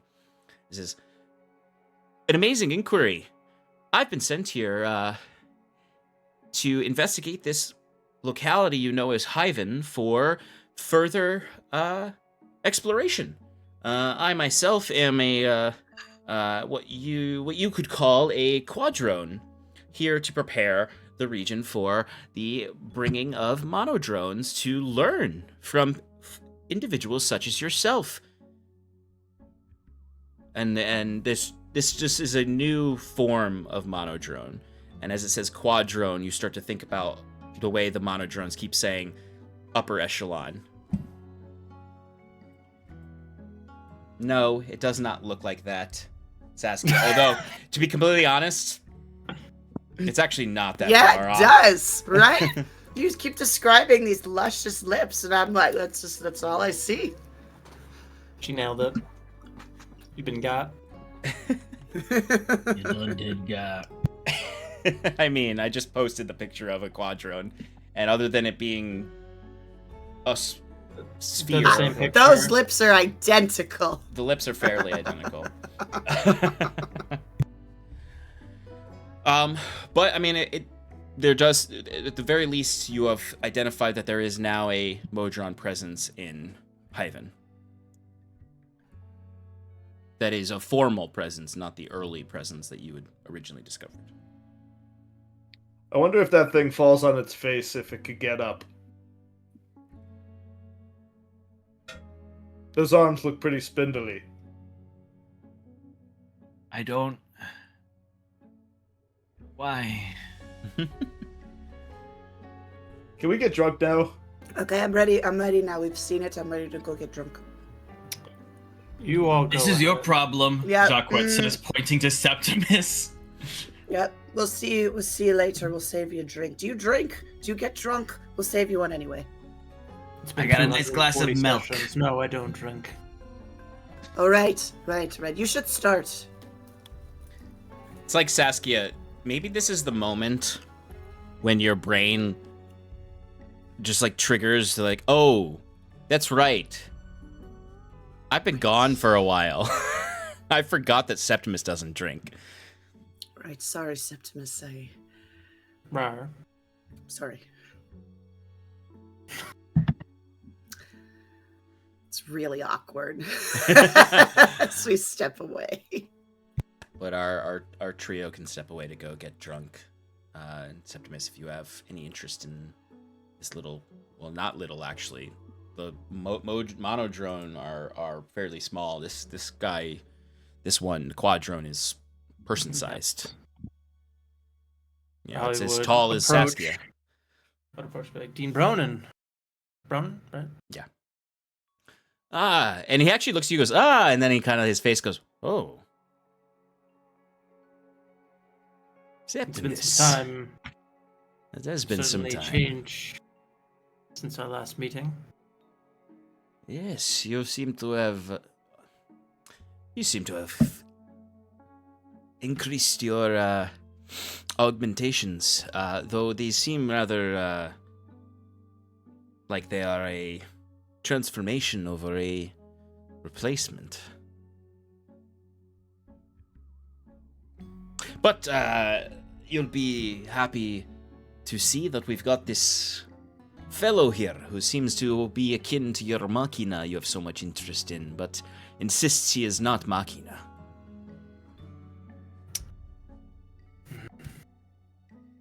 That's correct. Modron are not of this machina that your cultures seem to be referring to. We are separate of these machines you speak of. We are of a celestial variety that predate these constructs. Yes, I've encountered them before, and it seems to be truthful in that matter. Although this version is foreign to me. How are you different than your brethren that I've met before? Addressing the quadrone. A brilliant question, Septimus. We quadrones are higher up in the hierarchy of the Modron Golden Host. We are, to put it in terms you may understand, a rank that go to the populations of the realms in order to usher in our arrival peacefully and to relate to the peoples of the realms. Quadrones, I guess, are people constructs, people Modron. We relate better to you, Alma. We are given a certain level of autonomy to understand the peoples of this realm. Now, granted, of course, strictly following the laws of Primus, this leeway given to us does make us prone to, almost sentiments that can cause malfunction that will be swiftly met with decommissioning, but that rarely happens. We're the spokespeople, the spokes Modron for the Golden Host. What have you been sharing with my friend here? I've been sharing that soon the monodrones will begin to travel to this lovely city you all call Hyvin, on this lovely sphere known as Arden, to begin to learn more about this location, this locality, and then spread amongst this island and eventually spread amongst all of Arden. Particularly, we have begun our investigations into the northern lands, given an anomaly within those lands that I do recall in our memories that you are aware of. But given these other locations, it sometimes is prudent to send a quadrone to prepare the population for the arrival of our monodrone scholars.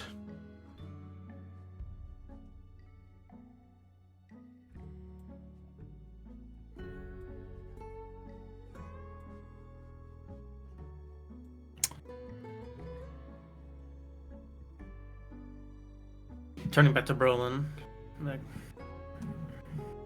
and how are you taking all of this new information? Well, it is certainly fascinating, and I'm certain that my colleagues will have further inquiries for these creatures. I'm dumbfounded, to be honest. There are studies into the higher ordering orders of the cosmos, but devils and demons last week, celestial constructs this week. We live in interesting times, Septimus, and I am very excited for them. There's a bit of that academic, bravado there of not really considering how this is, destroying other people's lives, because there's some interesting scientific inquiry that can come out of it. I wish I still shared your optimism and inquiry. Has he mentioned the purpose, as far as coming to learn? Oh, yes, I have informed Dean Bronin of our great march and our acquiring of knowledge of your plane of existence to audit the current state of the cosmos. Fascinating. A great audit of the entire cosmos. Who would have thought that such a thing would be part of our structures? Is it something that is part of the fabric of the cosmos, or are they an independent cosmos themselves, or a realm? There's so many questions I have. And the Quadrant's like, and I would be more than happy to answer each and every one of your questions to prepare you for the Great March.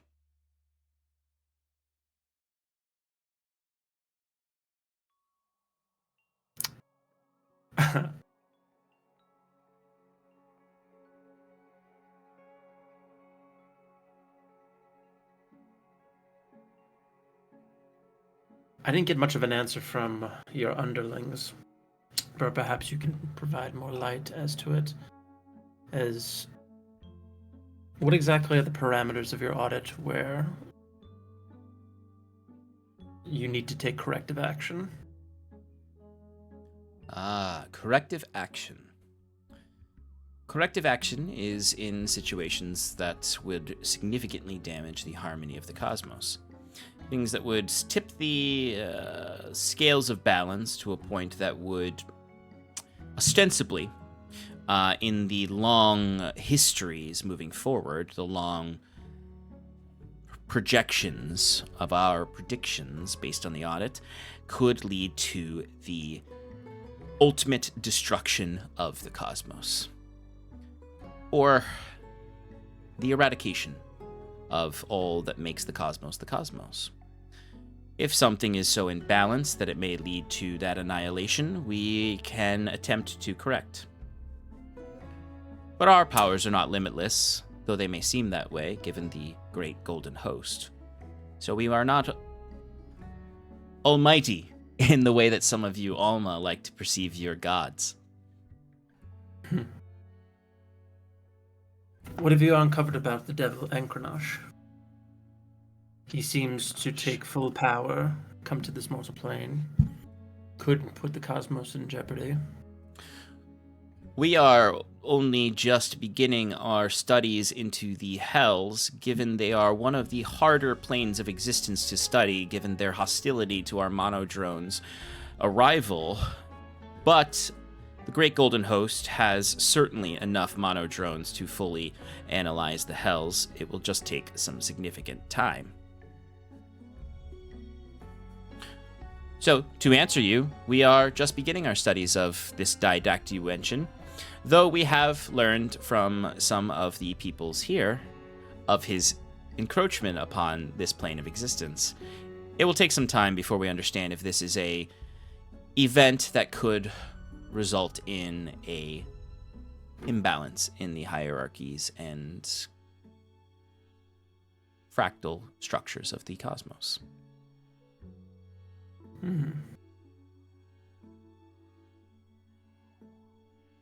Well, I hope to reach out and learn more, as you do.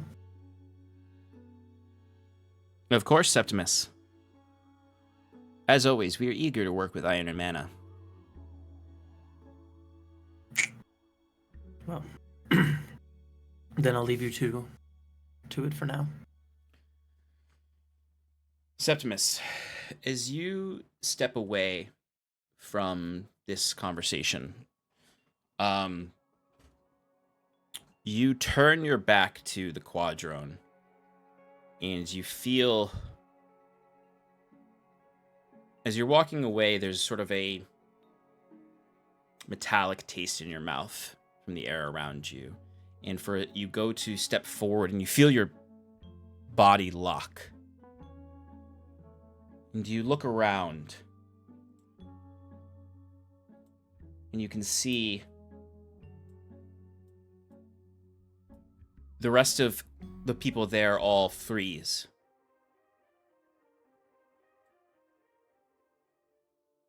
And you are able to turn your head, and you look back, and Dean Bronin is standing there, locked in as well.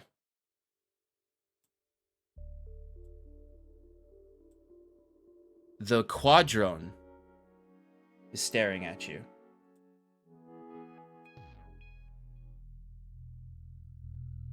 Its face, its lips no longer in sort of that friendly smile, but just sort of in a neutral expression. The two eyes stare at you, glowing red.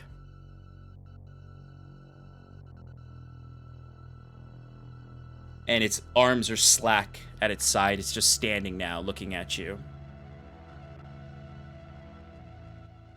As it opens its mouth, and you hear a distorted voice looking at you, and just all it says is, Lacuna. Lacuna. Lacuna.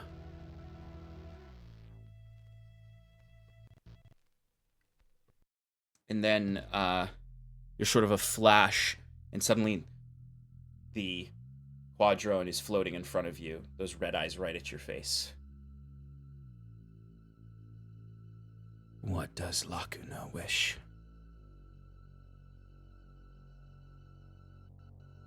What is Lacuna's command?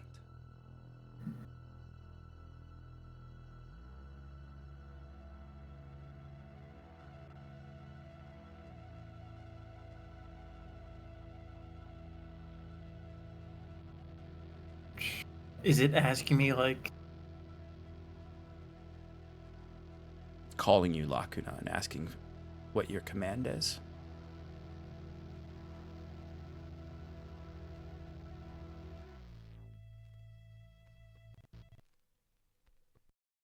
Implode. As you say that, the whole space suddenly darkens, but then almost as if like the body is like jaggedly moving back, almost like fast rewinding. It goes back to where it was originally. You hear the songs of birds, and it just sits there as if nothing happened. So it's just it gives like this horrible makeshift laugh at something Dean Bronin said, because it doesn't know what humor is. It's like, ha ha ha.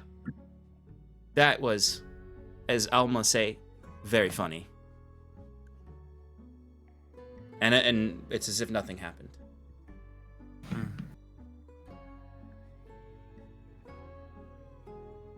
Septimus is very confused and just staring off, thinking.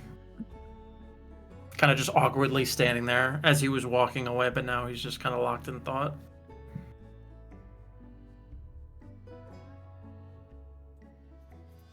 Back at the gloveless cat. Oh, sorry. No. That's where I can finish it. Yeah. You guys walk into the gloveless cat, and there is a light music playing. You can see some familiar faces from the Alumno Defiance having some drinks there. It is more jovial. than the last time you were having drinks here, because the last time you were having drinks here, the people were really very much so acting like this might be the last day I live. But now they're like, oh, it wasn't that crazy. It sucks that guy died, but like, let's move on. I'm not gonna process this ever.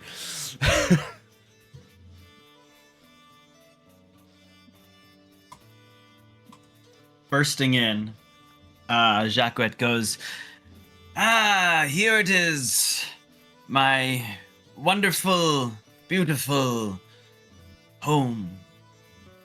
Anders, 3 drinks. Make them strong. I want that specialty that you make. Ooh, that was last week's specialty. But There's I a got new a one. new one for this week. Yes, please. All right, I hope you like sweet. I love it all. Fyrn looks at him and just says, cheap and gross for me, please. I'll take his Oh, sweet no, drink. Fyrn. Please, you're my guest. Whatever you'd like. Give him the finest ski we have back there, Anders. Make it 2, 1 for me. 3. You already have your And fruity she's drink. like, you don't want the special? I have 2 hands. Oh, okay, we're going for that. 5 skis. Oh, What time is it? I don't care. We're relaxing. This is how you relax, right? Absolutely. As Anders immediately goes into some flair bartending. As he spins the fine bottle of ski around and sort of like catches it and then like very, very expertly pours the 5 skis with no spillage, not a drop spilled of it. As then he kind of like turns his back to you, Sass, and sort of like you can see he's just sort of grabbing things from all over, different liquors, different garnishes, different mixers. As he sort of turns around and he has like Anders wears, like ever since he started here, he wears a like side cloak that he uses as part of his flair bartending, where he like like throws the cloak up and you can see there's sort of like a little minor like prestidigitation of like sparkling stars as he pulls out this drink that is in like it's in a like one of those like Friendlies tall ice cream glasses. Yeah. I know exactly what you're talking about. Yes. As I'm it's just imagining he has like a hidden bandolier of bitters. Yeah, exactly. As he has, he takes it out, and you can see it is a golden color, like as if someone put in like the edible glitter, and it's like swirling. But it's also like kind of a little like ice cream like. It's not like a pure liquid. It is more like a shake. A boozy float. A boozy float. As it has on top of it what at first looks like whipped cream, but is actually like literally a cloud. That you can see. You have outdone yourself. And he says, "Oh my dear, it's not even over yet." As he pulls one of those bitters from his bandolier and shakes it into the cloud, and as the drops go into the cloud, you can see it goes. This little thunderstorm happens within it. Oh fuck yeah! I want more of these. Tosses please. a wooden straw into it. I don't even want to drink it. It's so beautiful. Jacquet eyes the clouds, and he's like, "Where did you get these? And who's paying for them?" I absolutely left it on your desk, my new inventory, and it was signed. As you look at the wall, and there's just like a lot of reagents that you're like, those look expensive. Cheers. Do any of these do like an alchemical bonus, like gives her advantage on the saving throw or something? You'll have to find out.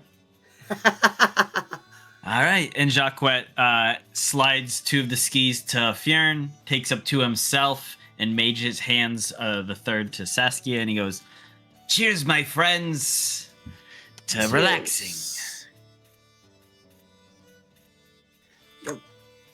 Oh no, this has a straw. Throw it back. Oh, burns. Feels good. Quickly.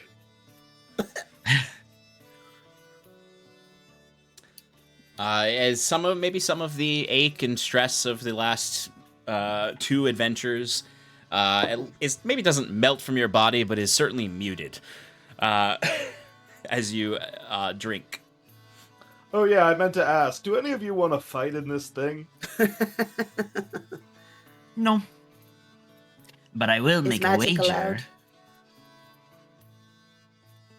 Sorry, what was that, Saskia?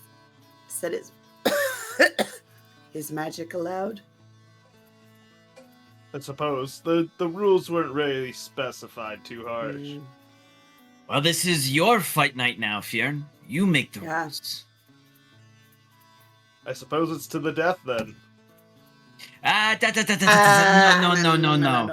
That's gonna we- cause a lot more problems for us than you I'm think. just kidding. No, you weren't.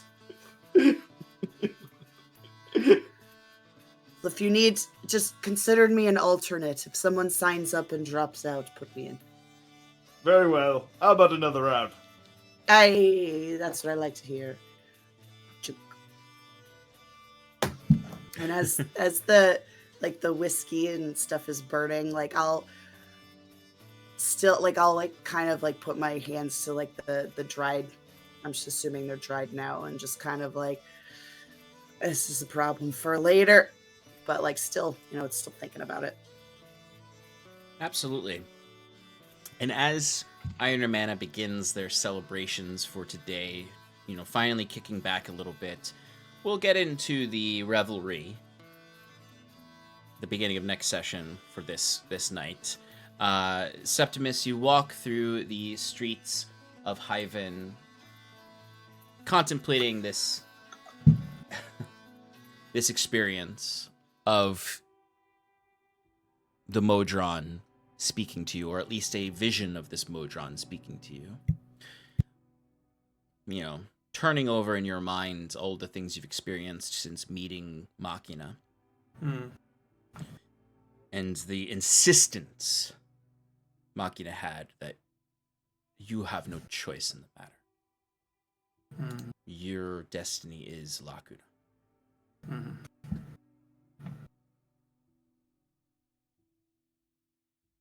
Clouds begin to cover up the brightening sky of spring, as most of the sun is beginning to shed its light upon Aradun. A light drizzle starts, matching Saskia's drink, with a few clashes of thunder. As you turn over in your head, this encounter and the last, when you heard your mother's voice and the insistence upon seizing your destiny. What does it mean to accumulate power, become this aspirational demigod you perceive? Does doing nothing lead you down the road of Lacuna? Does doing everything lead you there? Is there any road at all? Or are you in a river with only one destination?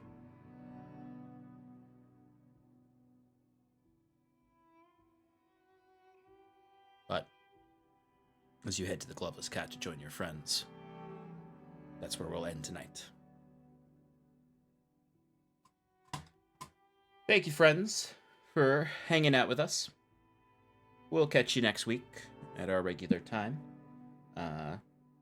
And see what's next for Iron and Mana. As they relax a little, enjoy a fight night, perhaps rendezvous with Sigil, and prepare for the arrival of the governor. We'll catch you all when we get there. Bye.